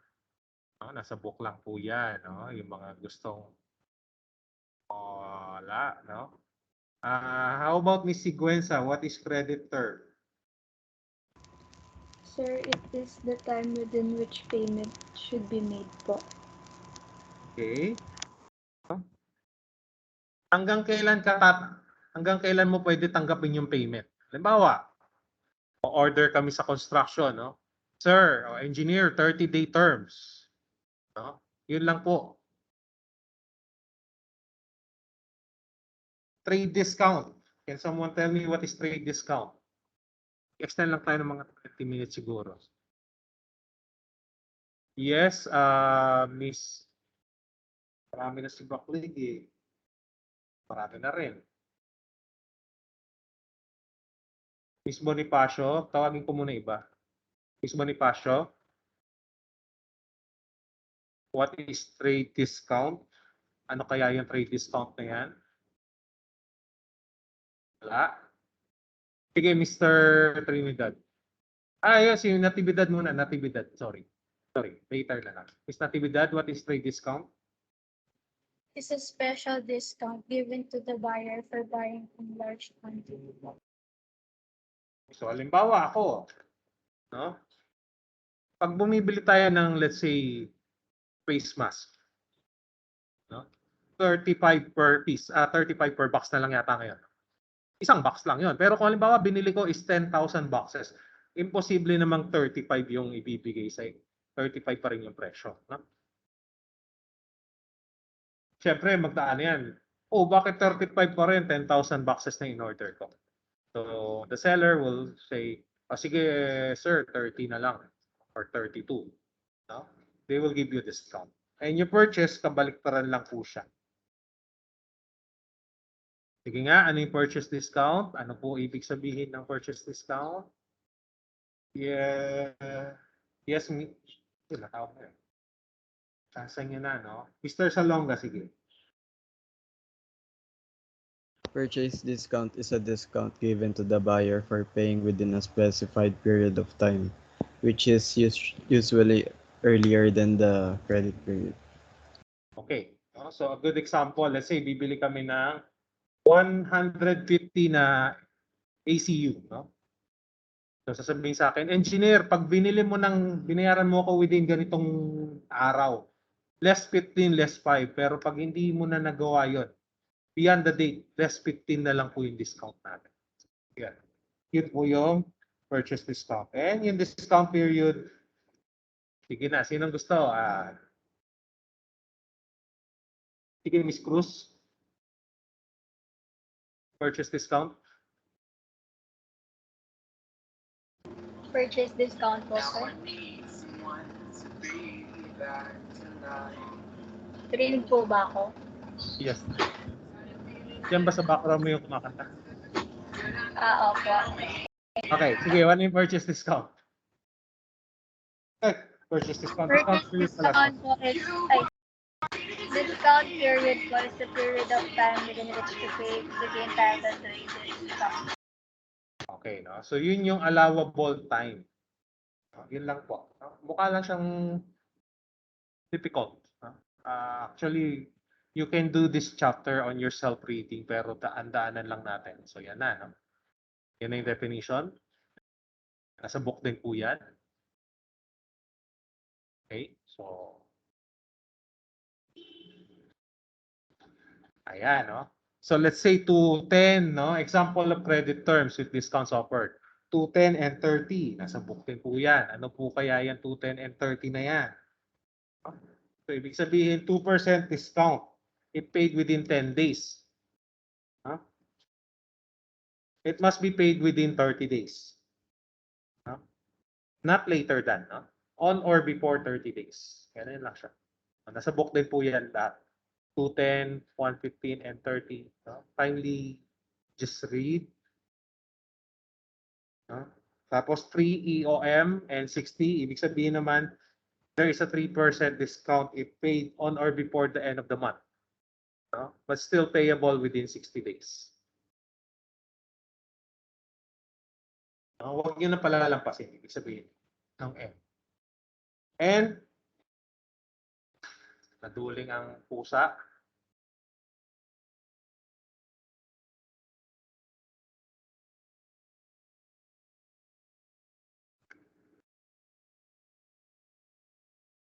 $210 EOM and 60. Sinong gusto mag-explain? Kahit nasa libro na po yan. Miss Barroso? Ay, nawala. Ano kaya yung 210 EOM and 60, Miss Barroso? Barroso 1, Barroso 2, Barroso 3. Okay. Sige, pagbigyan na natin si Mr. papawiin natin. Mr. Salonga, ano yung 210 EOM and 60?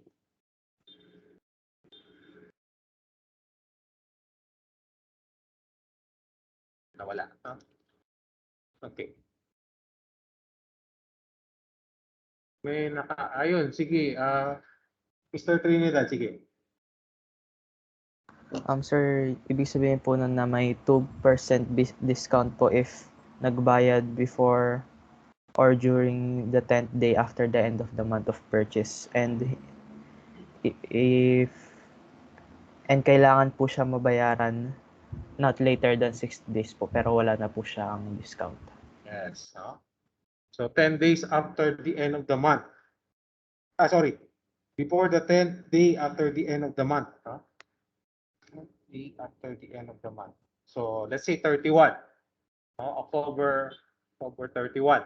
No, you can pay it until November 10.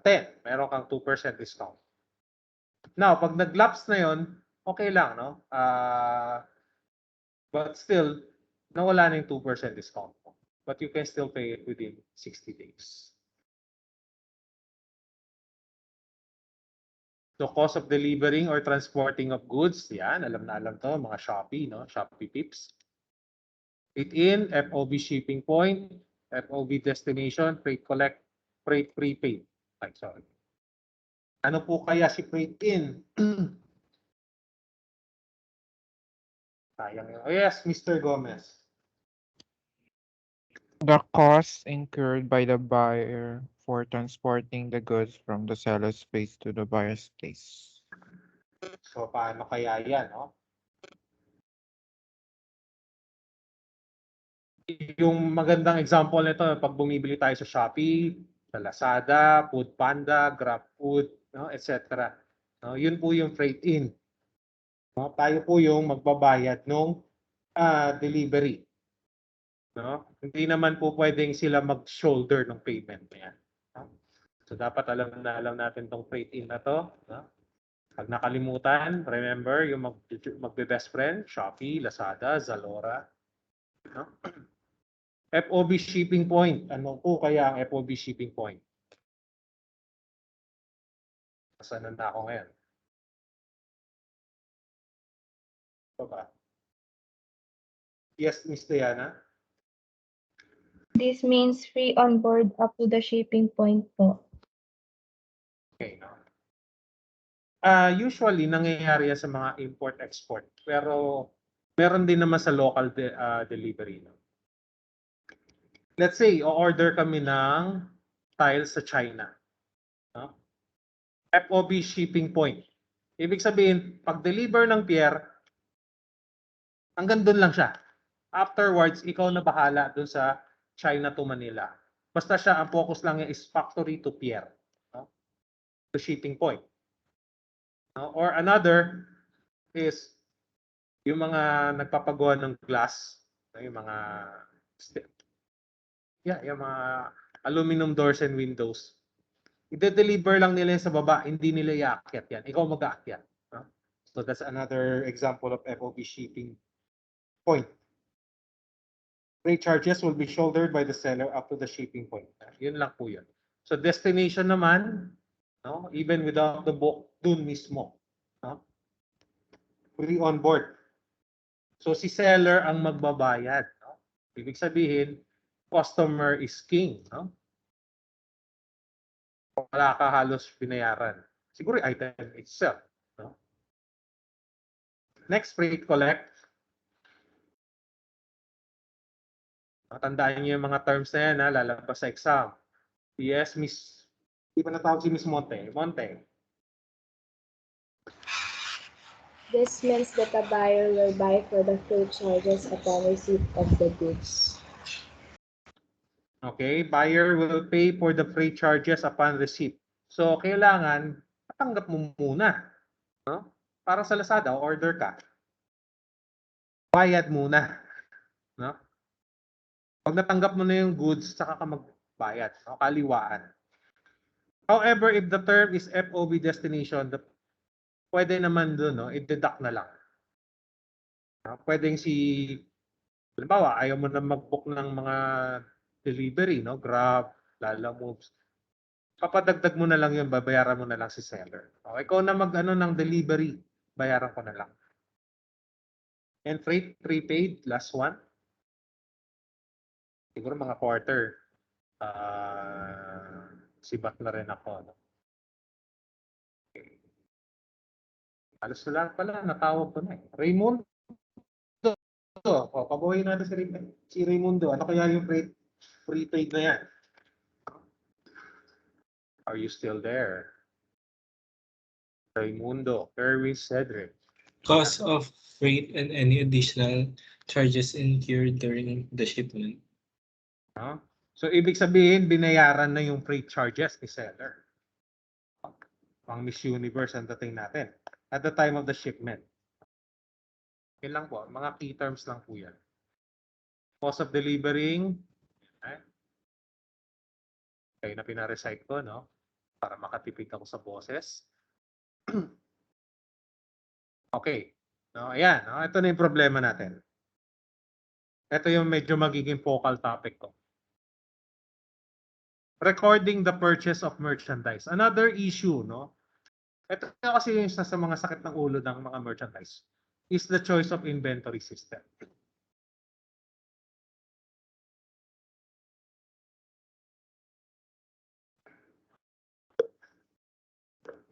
So there are two types. No? So the management must choose kung ano yung system na compatible sila or okay sa kanila. Or a combination of systems that best achieves the company's goals. So you have perpetual, no? Inventory system or the periodic. Okay, para makatipid tayo sa discussion, ano kaya yung pinagkaiba ni perpetual kay periodic? Sinong gustong mag-discuss kahit on your own words? Miss Cruz, kaya i-discuss periodic versus perpetual? Try po. Sige lang. Kapag perpetual inventory system po, nagpo-provide po siya ng detailed records ng quantity ng cost of each item of inventory. While kapag periodic inventory system naman po, Yung pinaka-counting po ng fiscal inventory is periodically lang po, parang at the end of the accounting period lang po. Okay. Technically, no, yun na yung pinaka-explanation kahit hindi natin alam yung exact definition, no. Tuloy-tuloy lang si perpetual. Hence, perpetual. Periodic, panaka-naka, no? Or ano ba yung Tagalog ng periodic? Yun yung alam kong sorry, no? My work subject is Filipino, no? Yan. Every now and then. Paminsan-minsan. So, periodic muna tayo.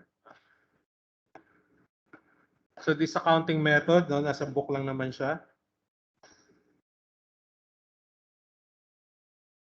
This accounting method takes inventory at the beginning of the period. So, yun yung pinakasimple, no? Tapos, magdadagdag ka ng bagong inventory purchases. Tapos, i-deduct mo yung ending inventory to derive the cost of goods sold. Pakinggan nyo to, no? Sorry. Pakinggan nyo to. Halimbawa, no? Si Mr. Salonga, no? Tama nga ba? Mr. nga ba? Nawala. Kunwari si Mr. Hernandez, nagtitinda siya ng taho. No? So, or itlog na lang, itlog. Meron siyang 3 dosena na natira mula sa kahapon. No? Tapos bumili siya ng panibagong 20 dozen na eggs. So 23 dozen na yung eggs. Makabenta siya ng 22. So may natira isa. Now, magkano yung difference nung pinagbilhan niya versus dun sa benta niya? Yun po yung cost of goods sold. So let's say 100 per dozen ang bili niya. Ang benta ni Mr. Hernandez is 150. Yun po yung cost of goods sold. Multiplied by the number of yung nabenta mo. Diba? Perpetual. So, records the sale of purchase of inventory immediately through the use of computerized point of sale systems. No? So, lahat ng mga malls, no? Yung mga kahera dyan, mga cashier, yun po yan, POS. Even sa mga hotels, Starbucks, Pizza Hut, no? Sa canteen, wow, believe naman ako kung naka-POS yung mga karinderya, no? And enterprise asset management software and provides a highly detailed view of changes in inventory. Real time mo makikita yung inventory na nagalaw, ups, nabawasan, or may nadagdag. No? Sa hotel, makikita mo kung, ops, kuno itong quarter, hindi na po pwede mag-book. With immediate reporting. So, hindi mo na kailangan magbilang, no? Periodically. No? Perpetually, naka-check siya. Kaya nga, perpetual inventory. Ang problem lang, sir, paano kung hindi na gumana yung perpetual inventory system? Perpetual help na po, no? Usually, pag nagkaroon ng ganong aberya, they do some random periodic checking, periodic inventory pa rin. But as much as possible, why bother? No? Perpetual inventory is much preferable. With immediate reporting of the amount of inventory in stock and accurately reflects the level of goods on hand. Gaano karami ang items mo. Kita mo kagad. No, hindi ka na pupunta ng bodega, sisigaw, ay, wala na kaming ganito. Naubusan na tayo ng toyo. No? Wala na tayong soft drinks. No? Kita mo kagad, oops, okay, nanganganib na, kailangan ko na umorder ng ganitong items. So the book implies na perpetual, ano muna tayo, periodic, kasi FABM1. Ano po ba pinagkaiba nito, no? Perpetual. Tingnan natin si perpetual.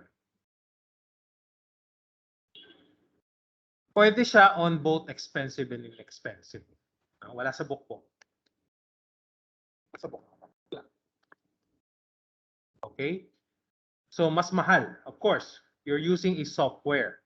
No? POS. Mahal po ang POS. Hindi po biro. Record exists. Kada kilos ng inventory, kada movement ng inventory, naka-track down. And inventory physical count, no? You don't have to do it every now and then. Kahit once a year lang. So, kung mapapansin nyo, yung mga ibang establishments, pag mga December or January, no? After ng Christmas sale, nagsasara yan just for the checking.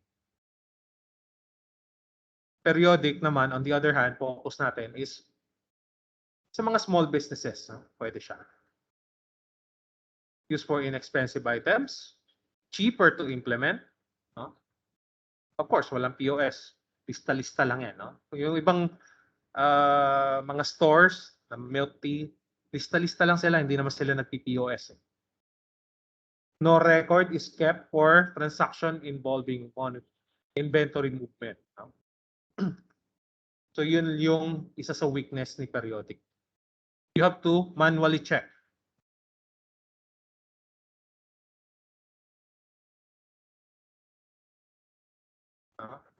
And once a year, pareho lang naman sila. Pero ito kasi, hindi siya ganun ka-mandatory sa perpetual.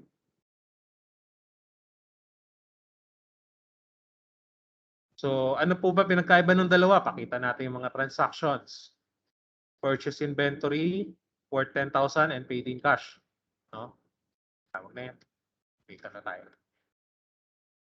10,000 on account. So, bumili ka ng items mo for the business, 10,000 on account. Perpetual versus periodic. Perpetual is inventory 10,000. 10,000. Again, no? Focus natin is periodic lang. Pero pinapakita ko yung difference. So, periodic purchases. No? Actually, nandiyan yan mamaya. Makikita niyo yung table. Purchases, debit 10,000, credit 10,000. Paid 1,000 delivery. No? So, nag-deliver kasi nung items, yung number 1. Meron niya yung delivery. So, perpetual, periodic, inventory, 500. Bakit 500? Sorry, 500.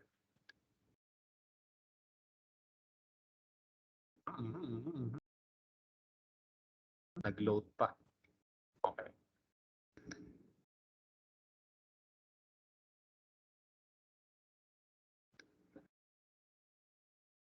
O perpetual inventory 500, debit, credit, cash 500.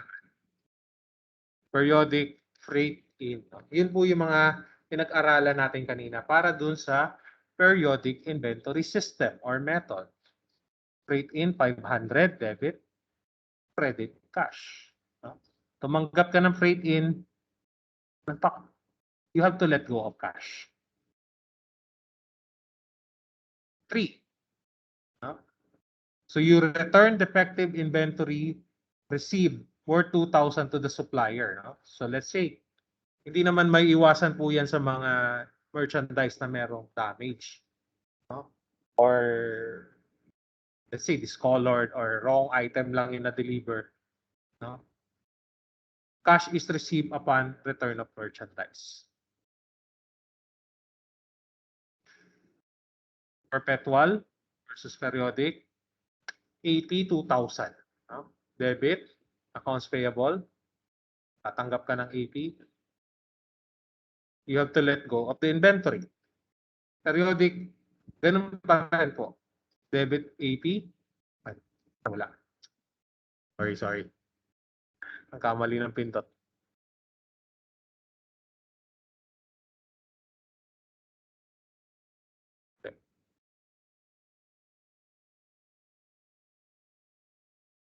Okay. Tayo, no? Hang on. Just return 2,000. Huh? Yun yung credit. So, you accepted AP and then you will have to let go of the purchase. Babalik mo siya. Kasi dito, sa credit niya, laging inventory or debits. Inventory focus siya. You sold 5,000 worth of merchandise. No? The selling price of that said merchandise is 20,000. Sales are made on account. Perpetual versus periodic again. Accounts receivable, 20,000. Tatanggap ka ng 20K. And then you will have to let go of the sales. Wala ka ng sales kasi tatanggap ka na ng pera no? Or account, AR. For the periodic, on the other hand, meron pa pala. Cost of goods sold, 5,000. Debit. You will receive cost of goods sold and you will have to let go of the inventory. No? Kasi tinubuan mo yung 5,000, naging 20,000. Kaya apat po yung entries natin. For periodic, ganun pa rin, AR 20,000 or accounts receivable. Ganun pa rin, no sales. But, wala nang entry. Wala na tayong cost of goods sold. Wala na po tayong credit inventory. Ito lang po yung focus natin.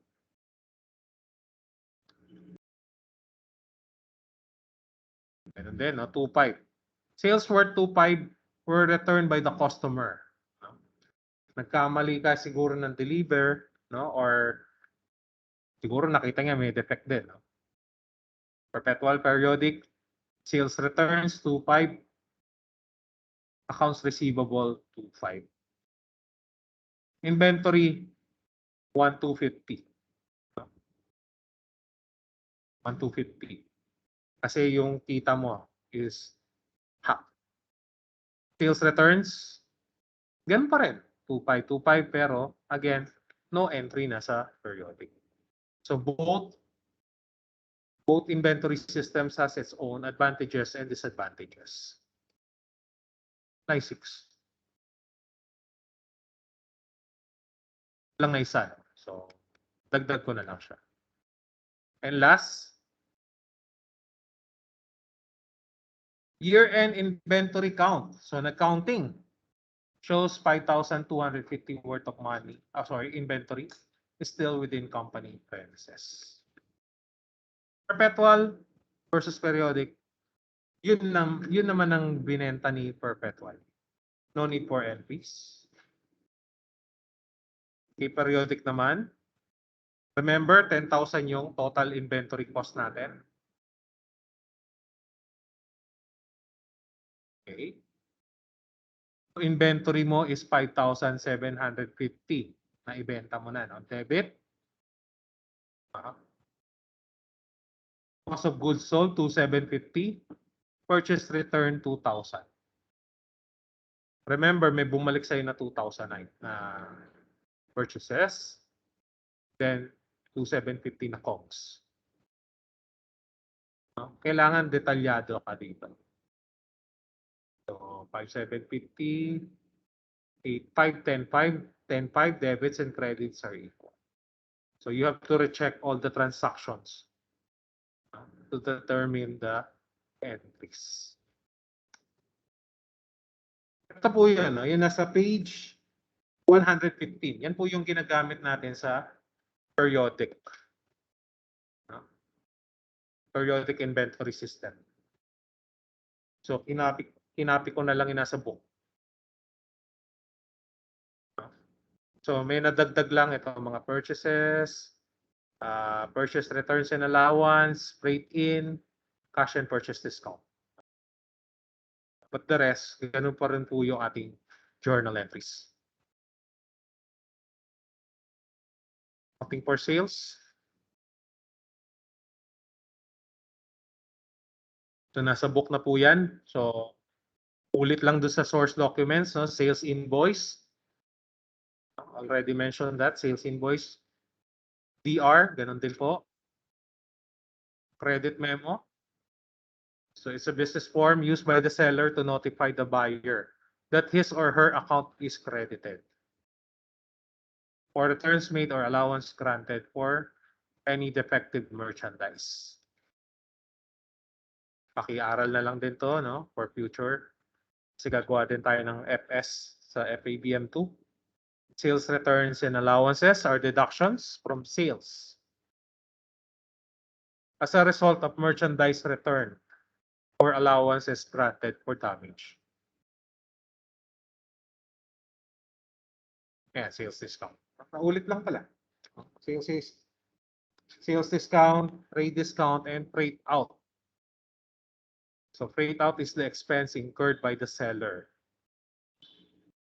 So ikaw naman kasi, no? Ikaw naman kasi nag-presenta na you will deliver. So that's freight out. Yung shipping cost, ikaw ang mag-shoulder. Ayan yun naman yung mga journal entries. So you can just read that. Hindi naman natin i-cover to sa quarterly assessment. And with that, tapos na po tayo. So no need na pala tayo mag-meet tomorrow.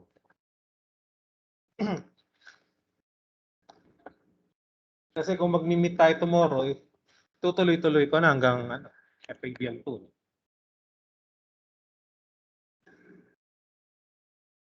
Oh, 21 na lang. So do you have any questions? Bago tayo mag-iwa-hiwalay? Wala na siguro. Meron ba? Do you have questions bago tayo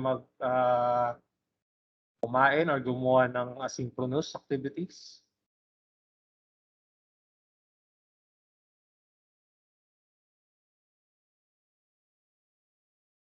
Okay.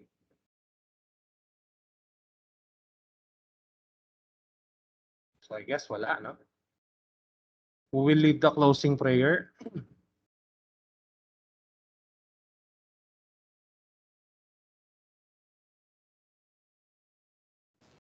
Orsine po, sir. Or sine, Ako na po, kindly sir. lead the closing prayer. Praise be Jesus Christ. Parang meron kayong question. Meron ba? About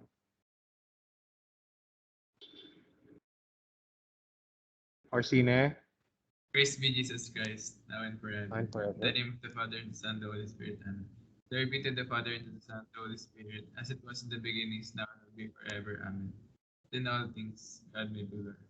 In the name of the Father.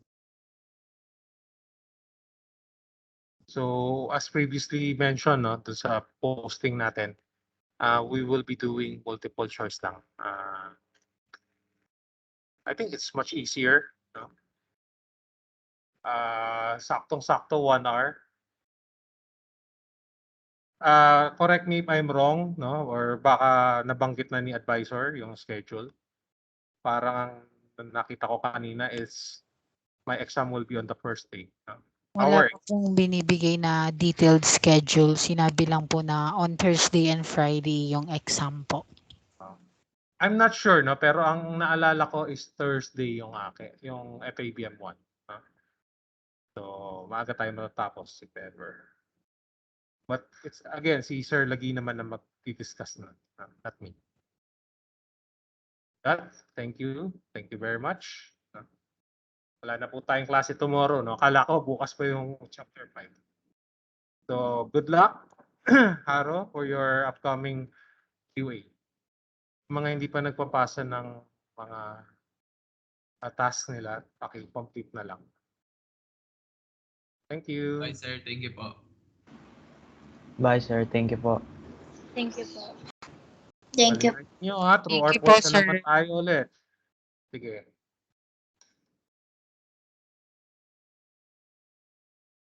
True or false? True or false? Bakit tayo mag-leave? Ay, mali. End of meeting pala.